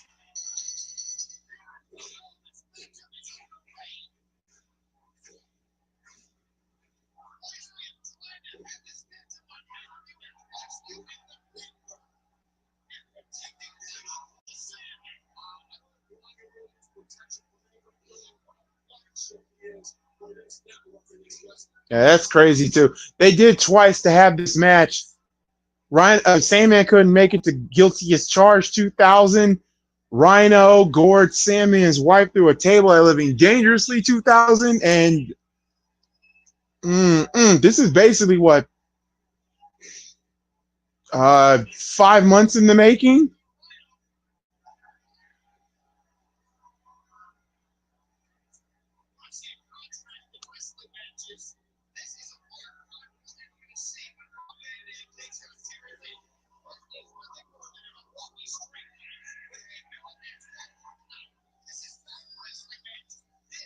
This is two men beating the hell out of each other.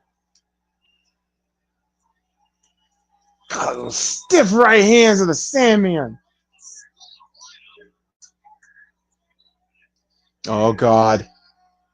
Guillotine leg drop by the Sandman.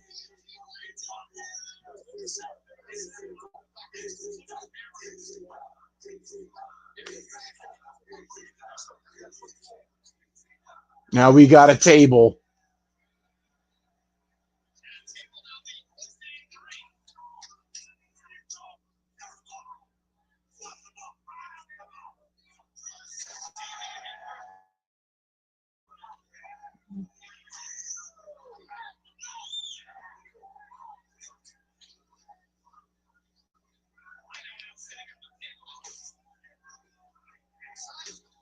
Sandman just threw a damn chair in the ring.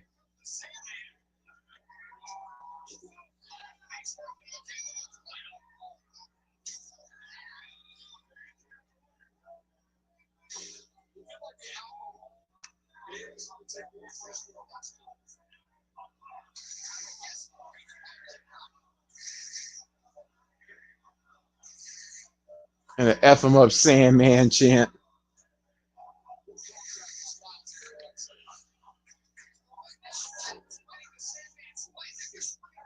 Ooh!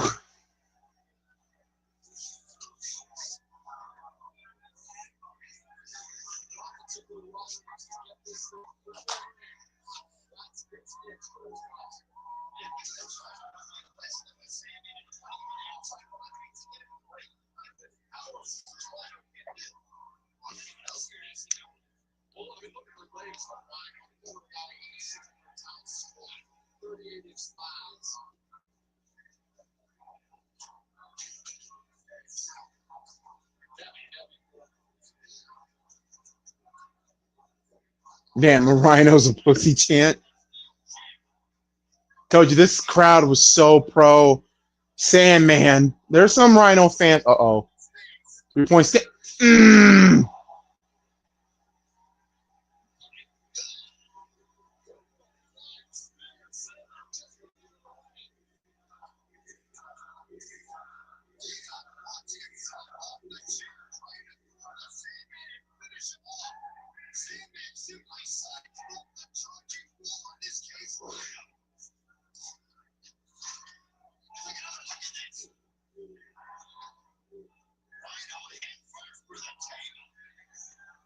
Rhino. Oh, Sandman got Rhino.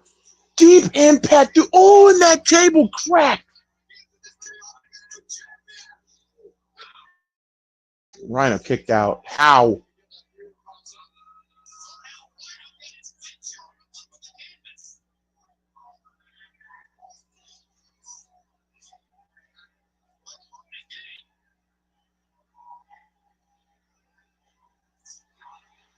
Deep. Oh. Lori Fullerton, Kane and Jack victory.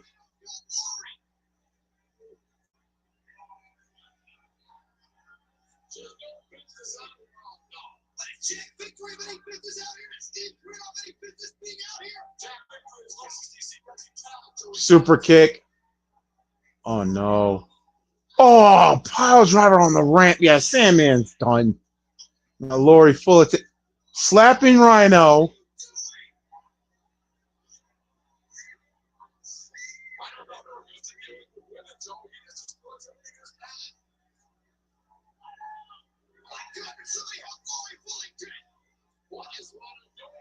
Oh, no. The most craziest spot. Rhino pile drives Sandman's wife through a table onto the concrete floor. Good Lord Almighty, a Father. Mind you, this pay-per-view took place on Mother's Day of all places, of all days.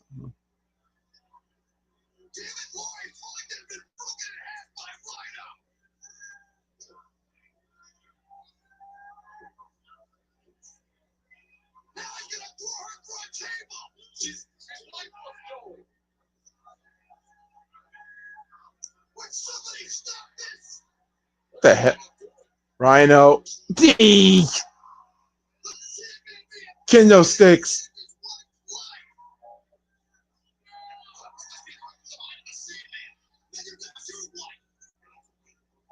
Oh, spear Sandman with his wife in his arms.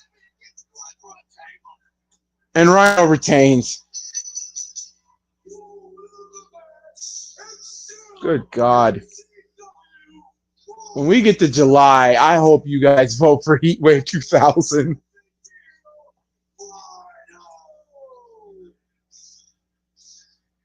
A Rhino asking for a freaking microphone. Listen to this, folks. Babysit the kid later, Joey.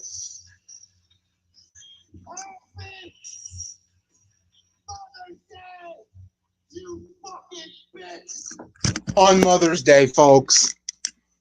YouTube, do not flag me for that. Good God. Rhino was...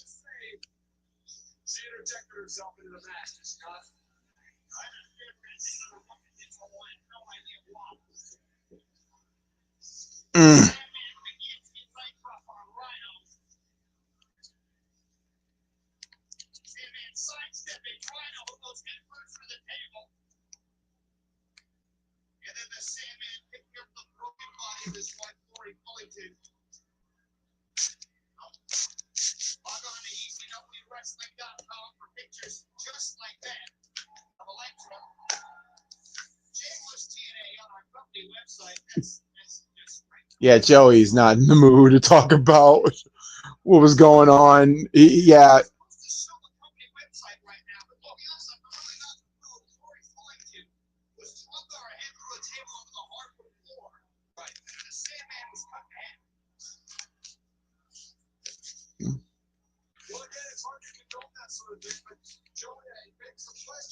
Why is she coming out to the ring? She's coming out to the ring. I wouldn't go near those guys in the heat of battle. Why would a woman? She's a devoted wife. Tonight, here in hardcore heaven, That is so wild. They're showing what pictures of Electra after seeing Lori Fullington get destroyed.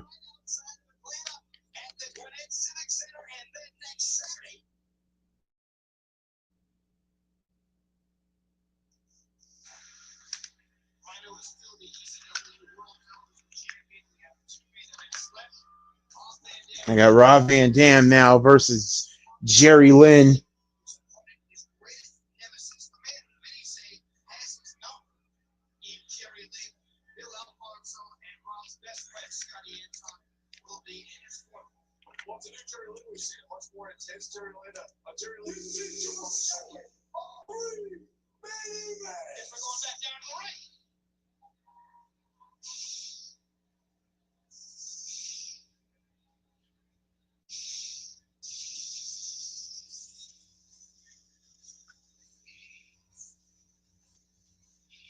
Comes Jerry Lynn.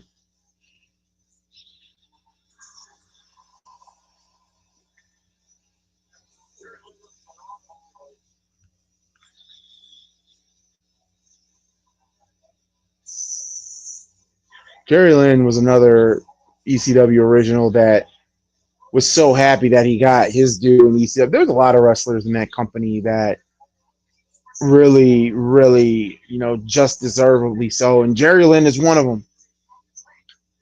Because, his stock really went up when he faced Van Dam, was it 1999, Living Dangerously, probably one of the most underrated, probably, you could actually make It is one of the it's one of the greatest matches of all time, at least in the top 10 or top 20. Fans, RVD.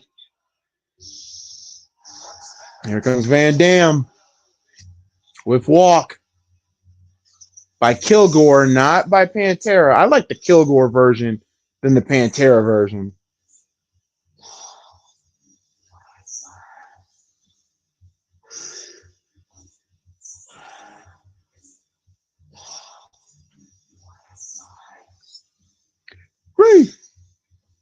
Respect.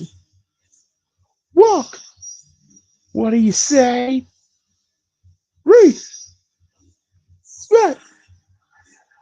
Walk. Here comes Van Dam.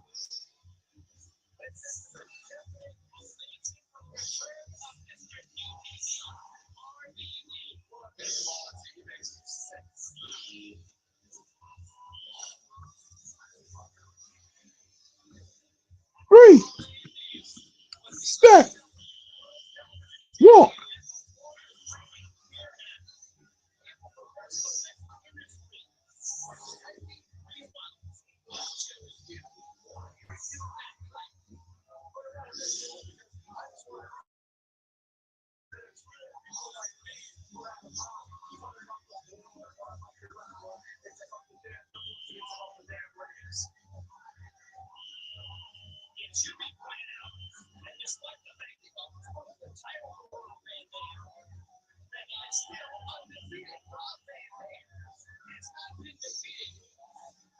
That's another thing too about Van Dam. 23 months as television champion, and nobody really beat him for that belt. He was clearly undefeated from what 97 all the way up to now. Here, that is a hell of a feat there.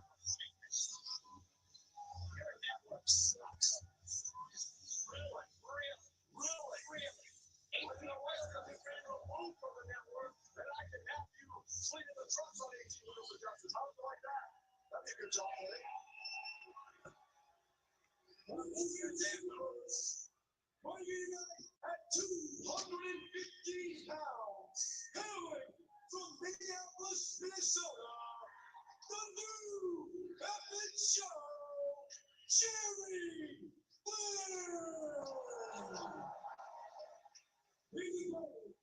He's accompanied to ringside by Scotty Anton and the manager of champions and the man who called it right down the middle, Mr.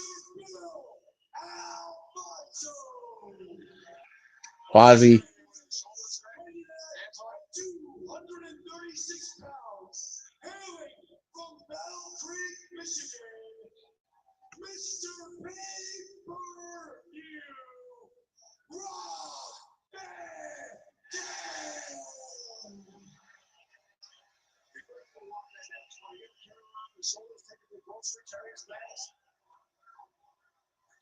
I think the French are a little deeper than that. You think so?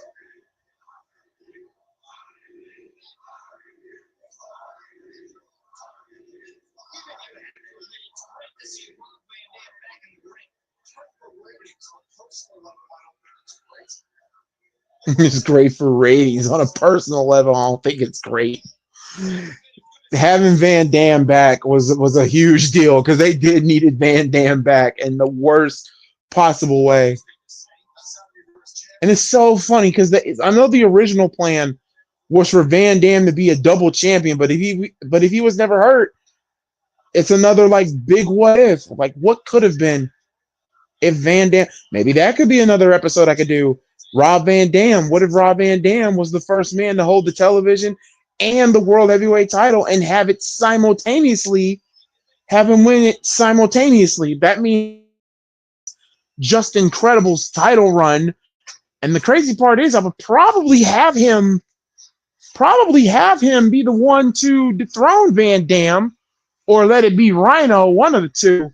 I don't know how we were going to do it, but it's just that really tough to really call something like that,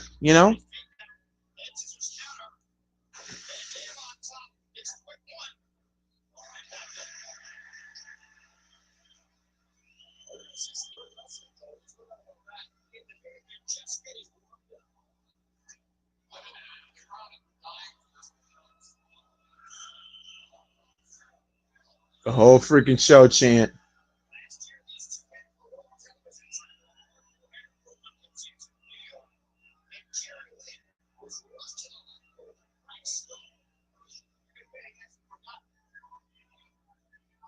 And the funny thing is, too, this is a rematch from a year ago at Hardcore Heaven 99. A year in the making with these two.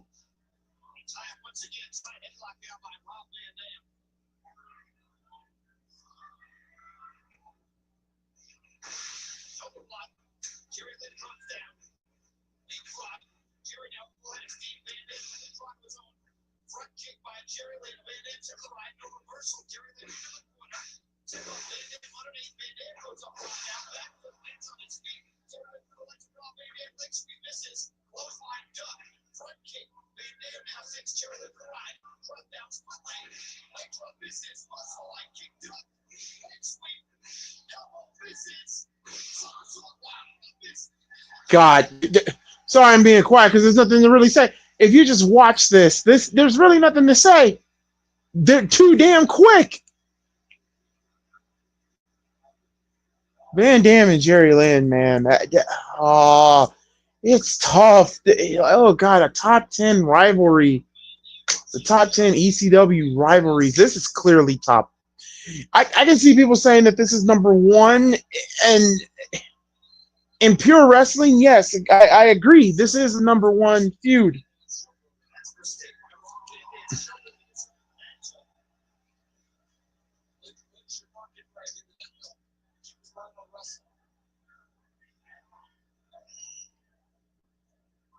Is there a more pure wrestler than Jerry Lynn? No. Once again, side headlock. Wait, Rob's texting me something. Something about Harden can't win a game set. Don't tell me that the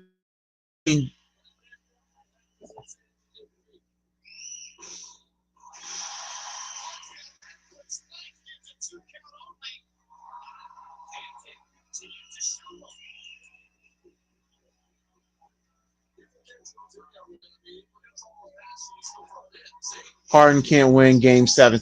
Are you kidding me? The Nuggets beat the Clippers? So Nuggets versus OKC. Wow.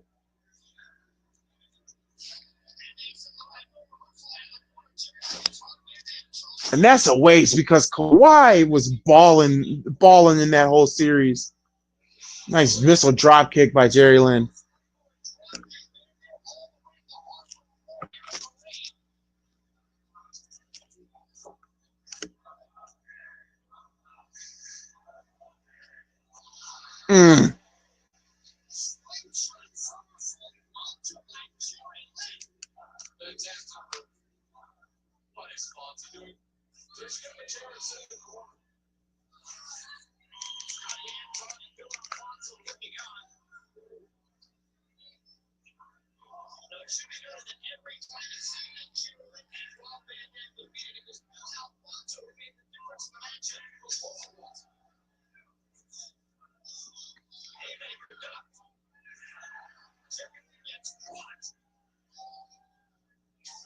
Oh!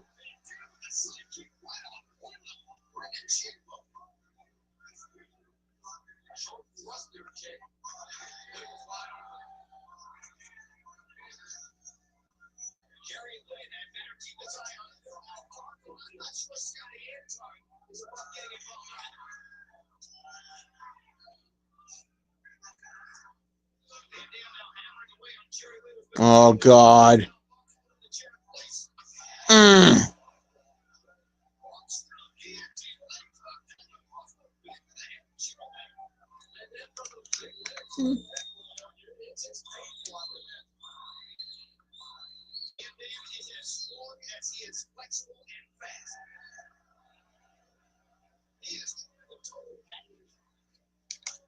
Man, damn, man. RVD was the shit, man.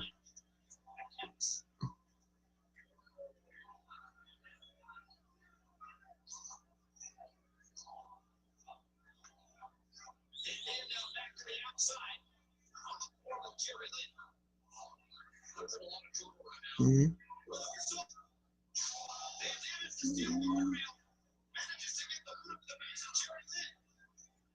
Oh! Moonsault but hit the concrete instead on the hardwood floor.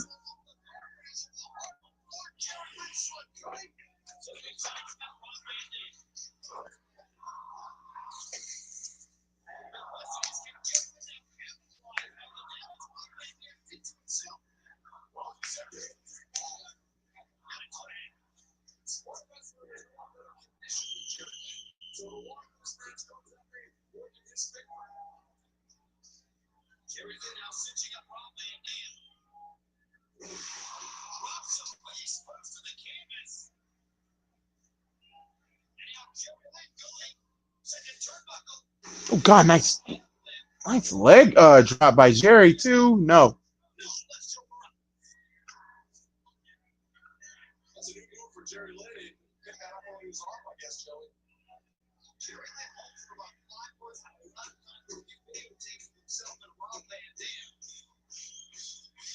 Jerry was off for 5 months.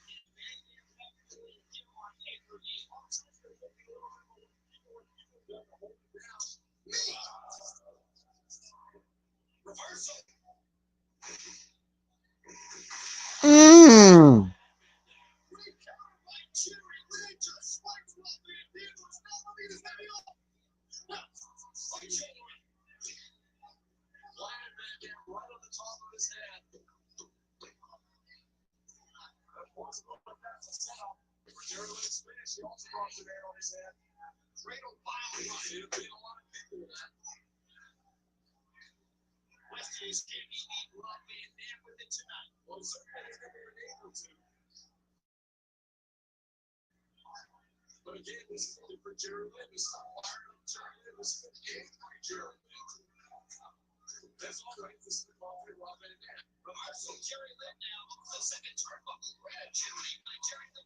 Nice agility there by Jerry Lynn into the tornado DDT into nope.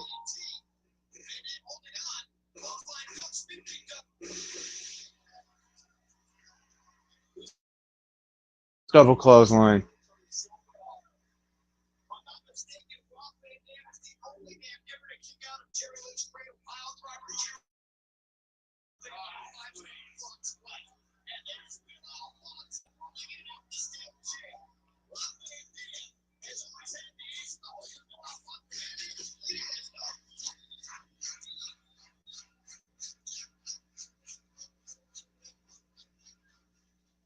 Moonsault, double chair. Ooh!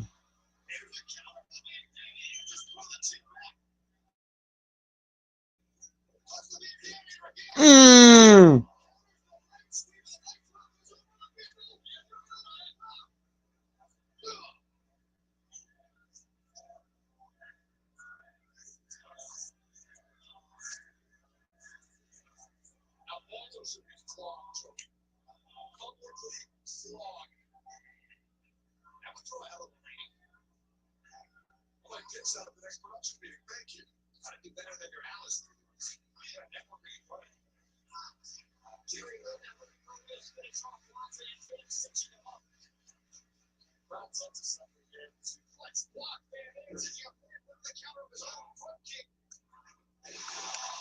So we're about to get Denver versus OKC. Good God.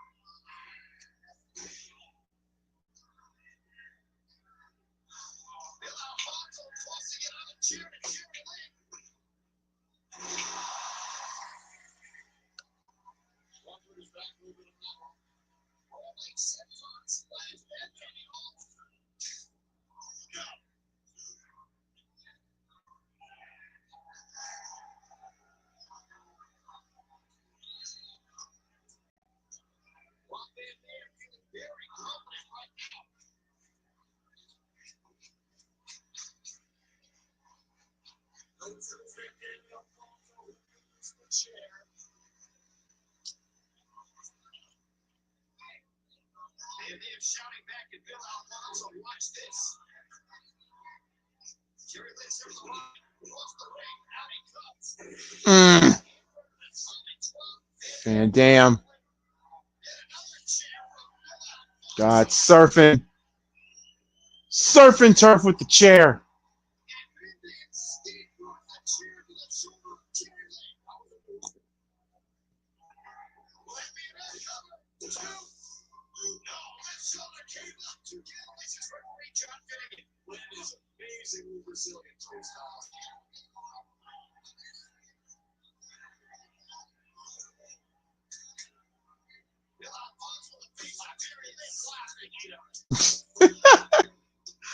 Ah.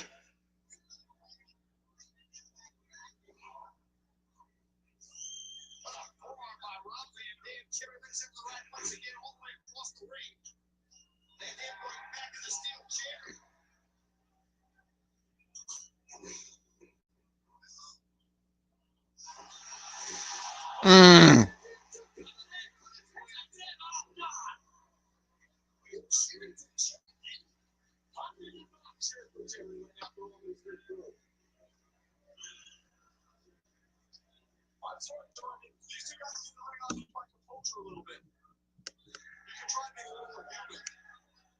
We've been trying to get inside the head of Jerry Lynn, trying to bring over to the dark side, the network side. Dark side? Dark side, please.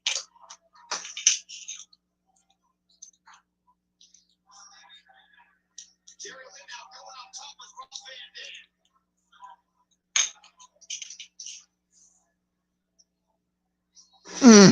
Nice suplex. I don't know. Out of all the Van Dam Jerry Lynn matches, I mean, all of their matches were great, but I don't think this one is good, but I don't think nothing can touch the one that they had in Living Dangerously, where they had the finish of 5 more minutes. In Milwaukee, Wisconsin. This is Rob Van Dam's first matchup back in the ring. Since break his leg is missing 3 months of action. Jerry Lynn was out here in 5 months. The broken ankle he was back for about a month.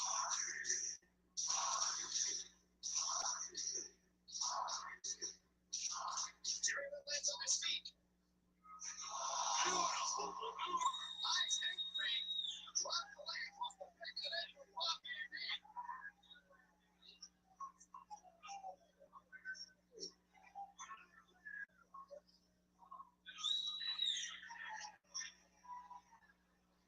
Jerry Lynn and Rob Van Dam now on the ring apron.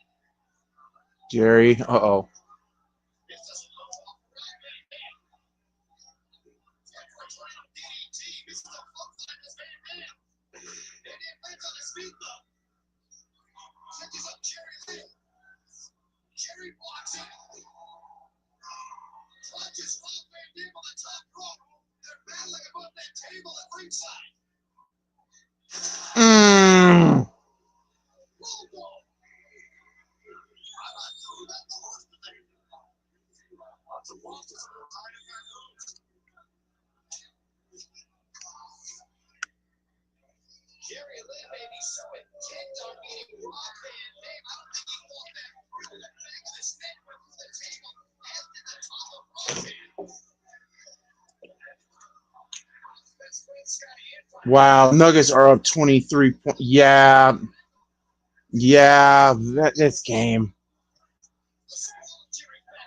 Now, if Golden State blow a 3-1 lead, dude, I know something's up.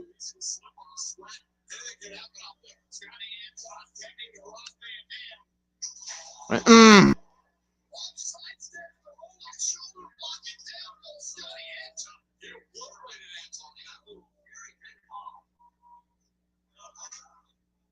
Scotty Anton most likely be a non-factor in this matchup. Jerry had better keep his eye on Bill Alfonso. Bill Alfonso has twice into the steel chair for Rob Van Dam, and you can bet that Bill Alfonso is not done. Jerry's back. Here's the last ring on that bulldog, Joey. Yeah, it was his smallest back that went to the table first.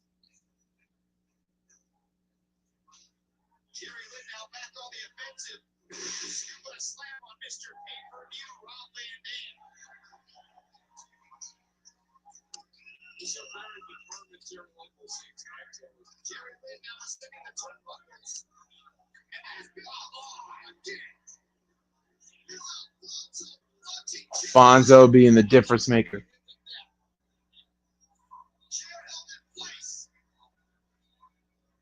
Mm.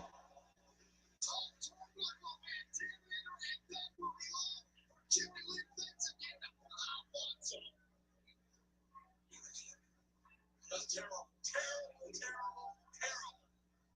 another chair. Jerry Lynn, I hate the steel chair.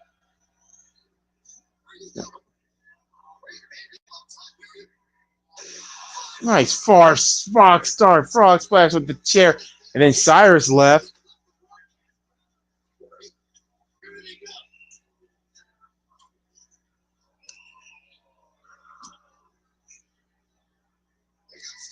Oh, Steve Corino and Jack Victory now attacking Van Dam.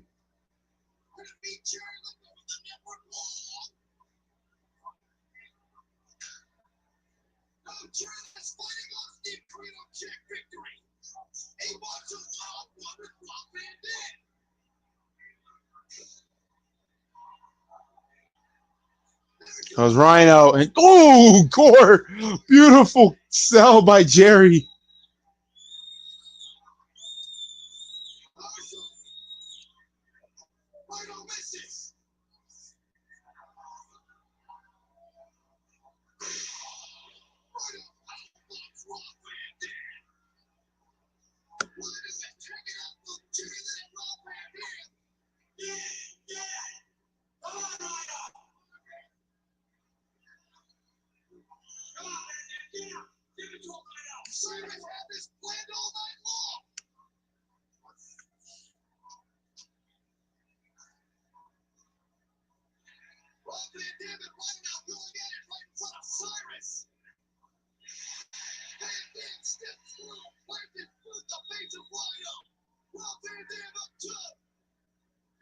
Mm.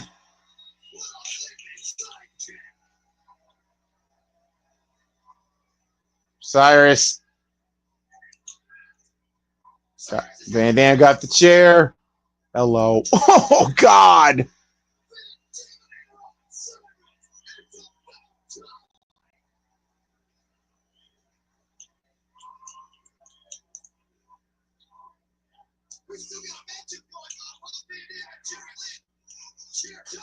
Damn. There goes Bill.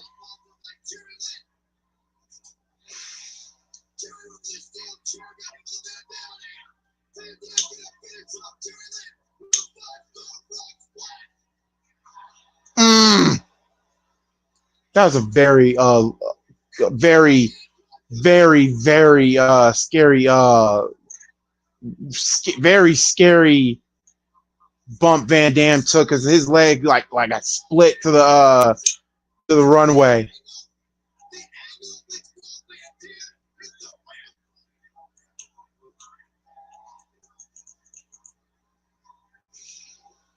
Cradle pile driver.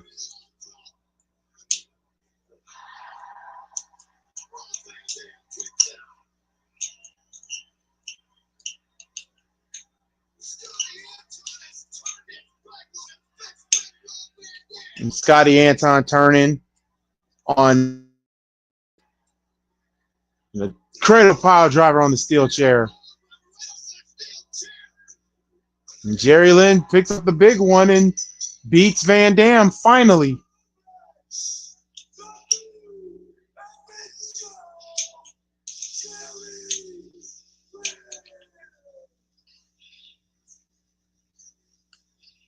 Jerry Lynn finally gets the win over Rob Van Dam. Finally breaks Rob Van Dam's undefeated streak. I know Jerry was hell-bent on getting a one-on-one victory. I'm not sure Jerry saw what Scotty Anton did. Fans had the mixed feelings. They wanted Van Dam to win.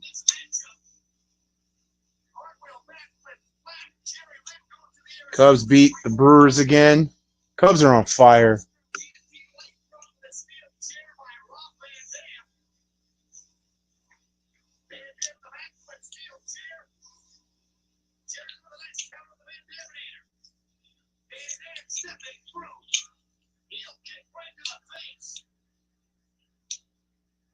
Jerry Lynn sidestepping a monkey flip and Dudley Van Dam on a breakfast neck on a steel chair. Got a 2 count off that one. Here they go through the table.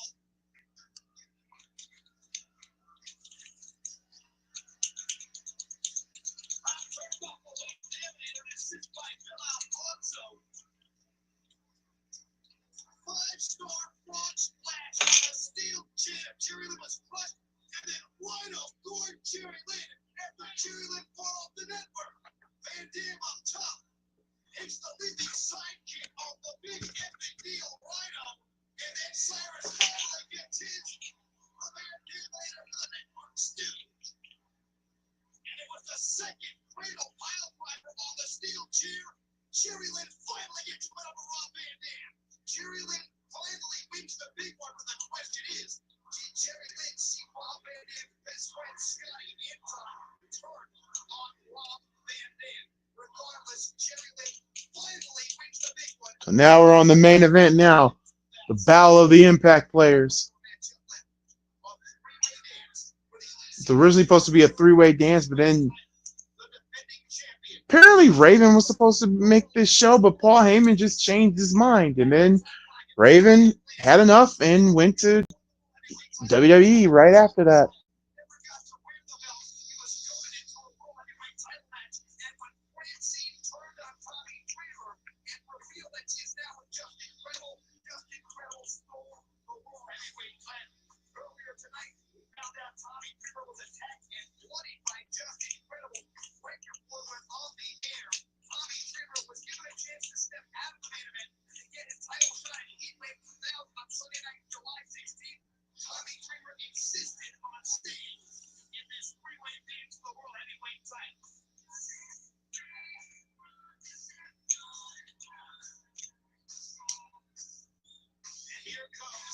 Damn, Springsteen was so damn hot.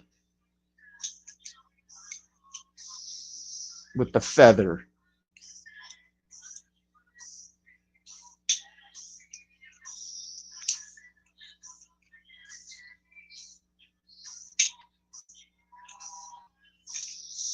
Just incredible. ECW World Heavyweight Champion.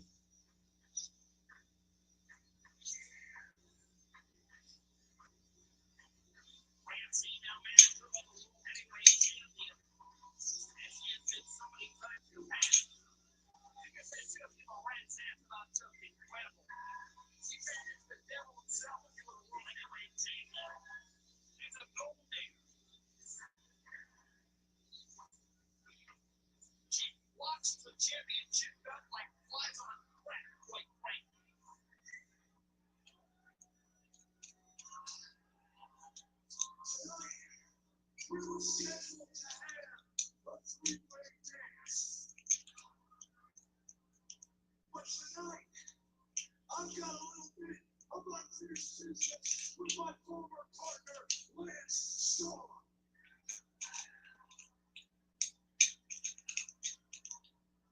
So if anybody, and I mean anybody, besides Lance Storm comes through that curtain, I promise, no, I swear to God, I will take this goddamn belt and throw it in the trash, just like I did to the tag team title. Comes Tommy. You want to join me?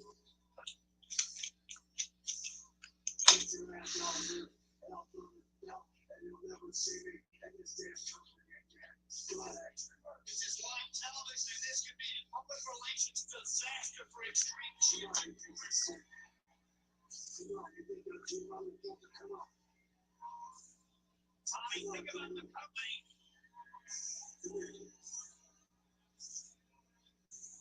Come on, I'm begging. No, let him go. Hey,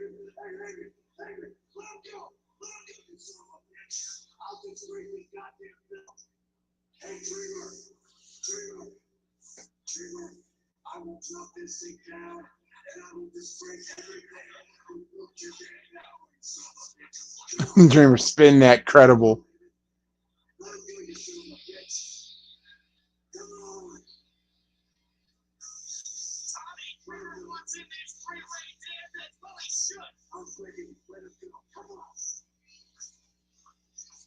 Here comes Lance Storm with the lovely Dawn Marie by his side.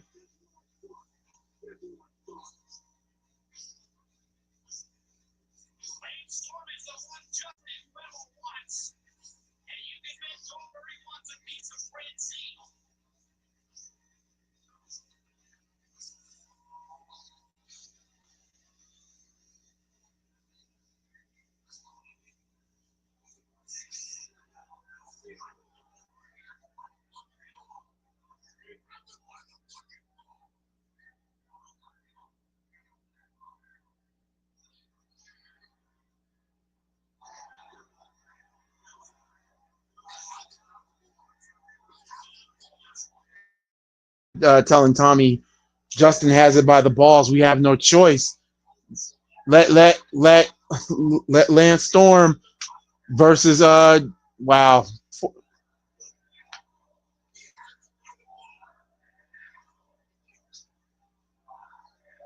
I'm shocked Raven didn't show up.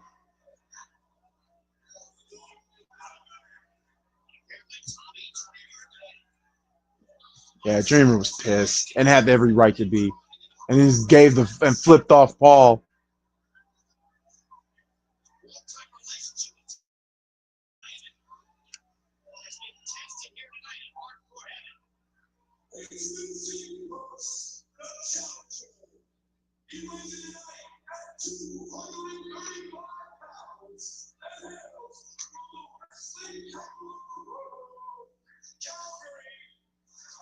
And I think this is what Lance Storm's first attempt and only attempt. I could be wrong. I think this was like his first and last attempt at being ECW for the ECW gold. And the crazy part about the whole Lance Storm situation, this was his final night in the pay-per-view. This was literally, I think, this was his final match. This was literally his final match in ECW, and then went on to WCW. And say what you will, but oh man, Lance Storm was in WCW. Oh boy, but I still prefer his ECW run over his WCW run.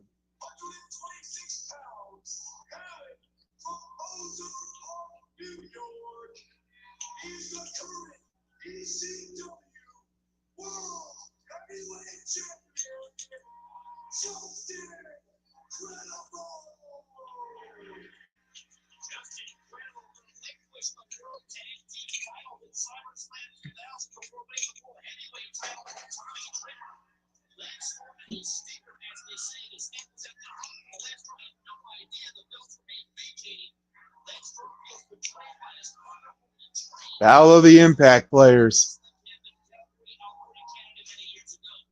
Dang, what a slap by Lance Storm.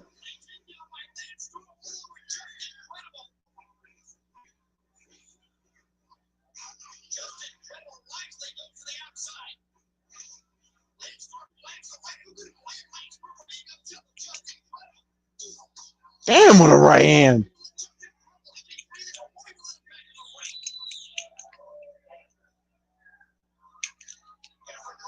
And also, what, Jason was gone too, which was also weird too.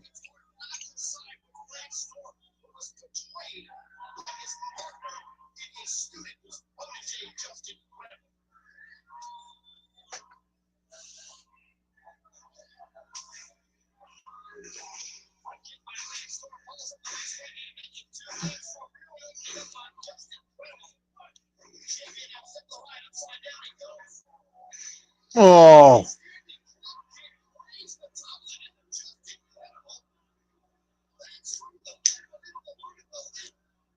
Oh! And Lance Storm gets hit in the face, literally in the eye with that kendo stick.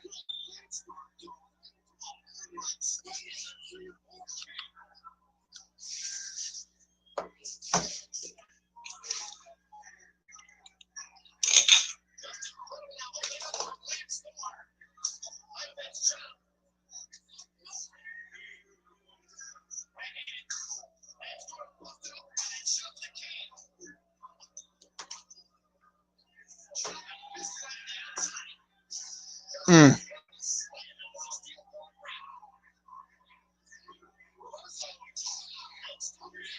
Also odd to see Lance Storm bleeding.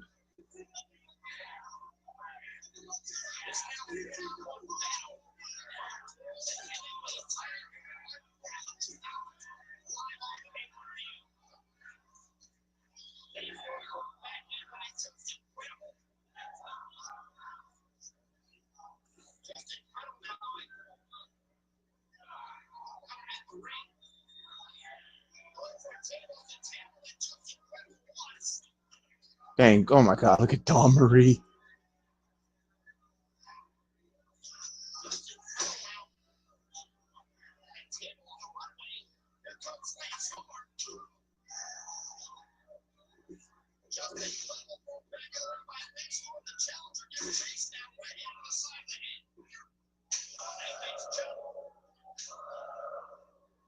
Multiple chops.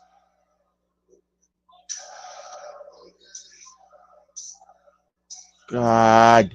More multiple chops.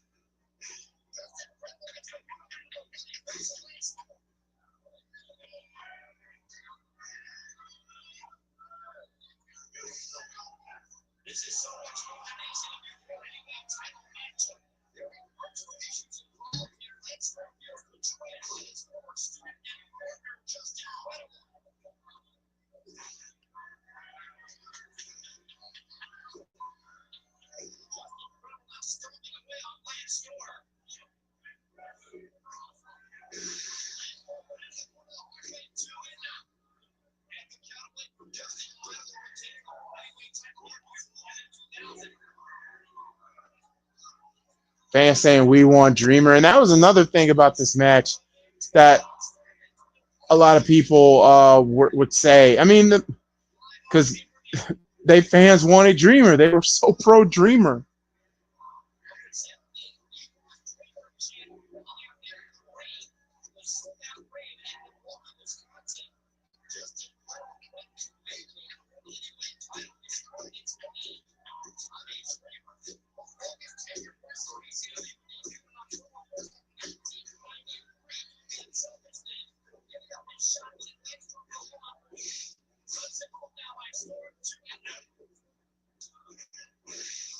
Nice clothesline.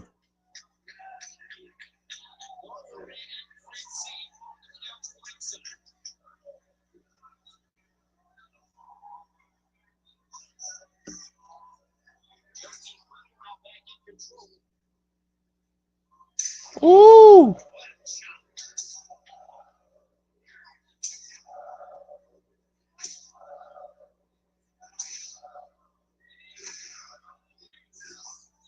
Nice poke to the eye by Credible. Just incredible flicking off the crowd.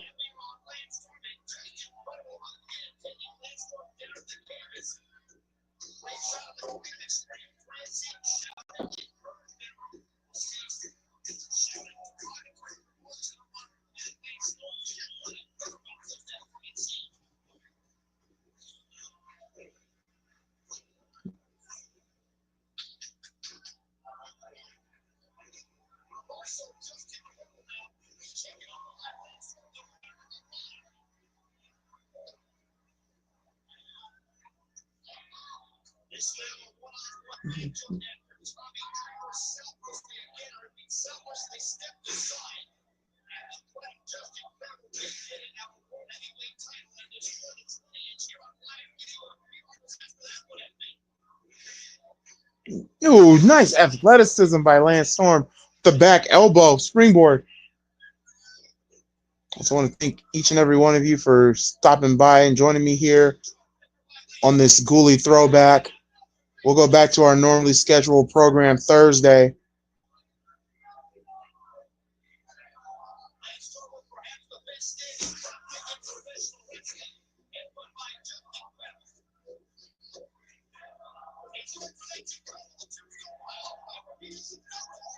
Reverse.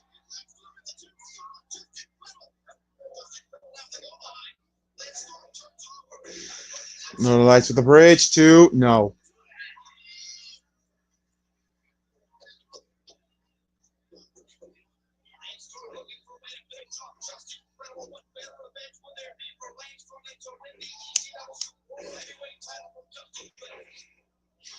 Super kick.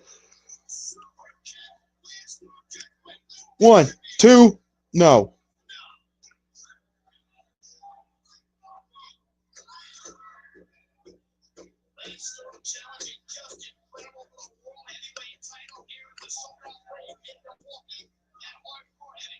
I know it's probably odd for Dawn Marie and Lance Storm to be like immediate baby faces.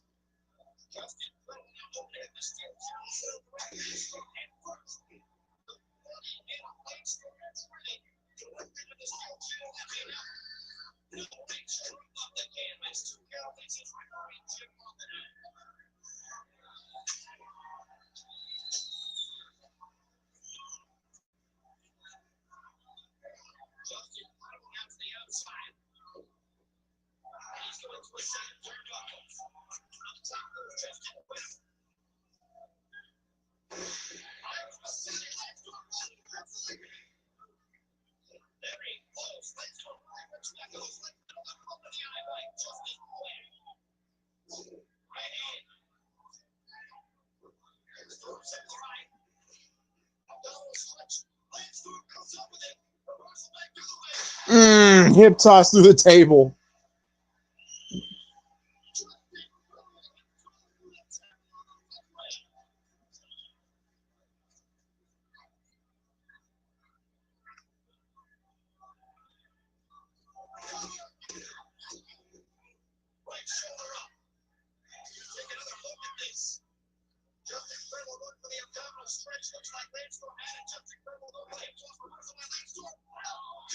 A low blow by Justin.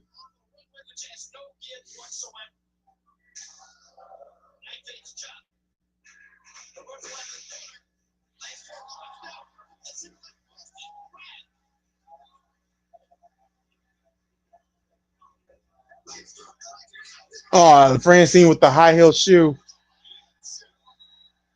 Well, Dawn Marie. Cat fight. Cat fight. Cat fight.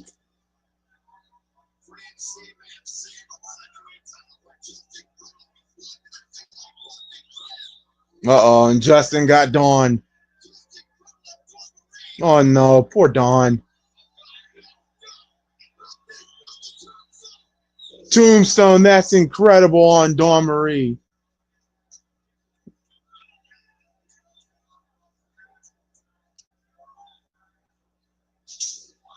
Incredible gets hit with his own Singapore cane. Deep impact.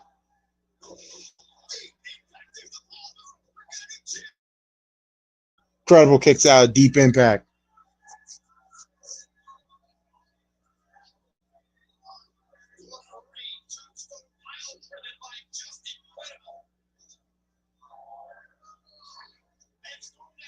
And Storm with the tombstone. Just incredible guy. Lance up. That's incredible.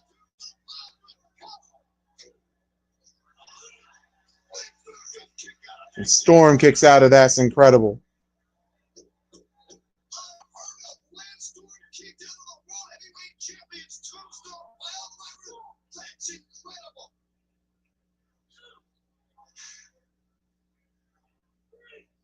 We are witnessing a very personal war for the World Heavyweight title here in Hardcore Heaven 2000. Great shot of the Queen of Extreme, Francine, looking very concerned. She knows, she senses that Justin Rebel's World Heavyweight title reign is in jeopardy here tonight.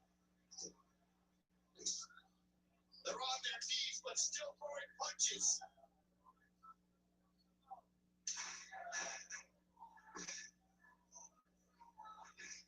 Both champion and challenger on spaghetti legs. Spinning DDT. And Lance kicks out.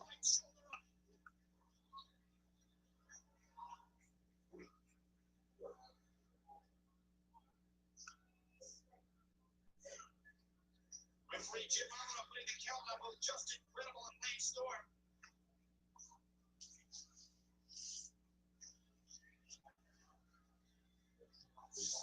Double underhook. Double leg takedown by Lance Storm. Slingshot. Justin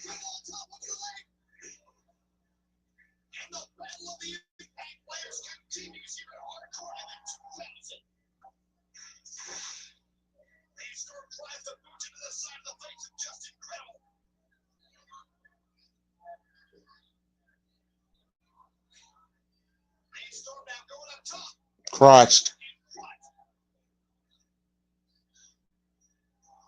Got him. Another that's incredible. That from the apron too. Retains.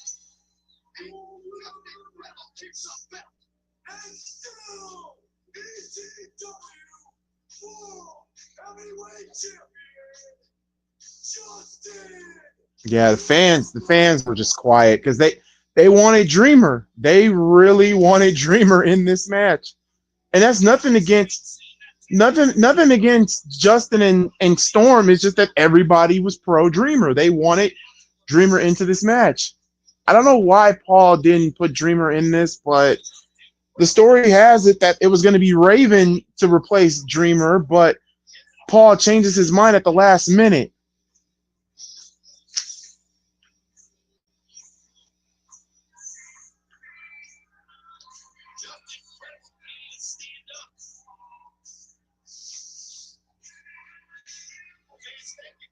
Oh, Tommy's coming back. Dreamer. Whoo, kendo stick to the face. Uh-oh, Francine.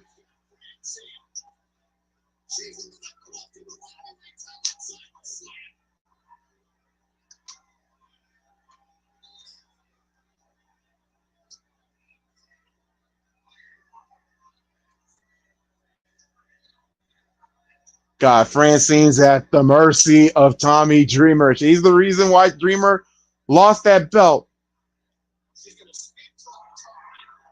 Yeah, see, the fans ain't buying it. Sweet talking Tommy.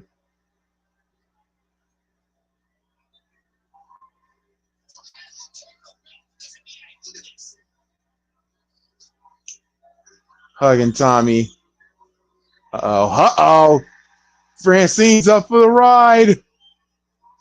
Hello, Spicoli driver.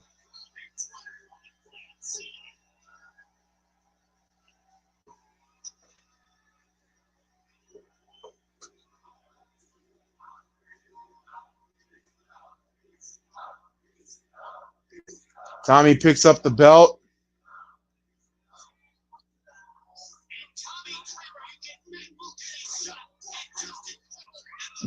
Gave Justin Credible the belt back and told him the next time you disgrace this belt, it will be your ass.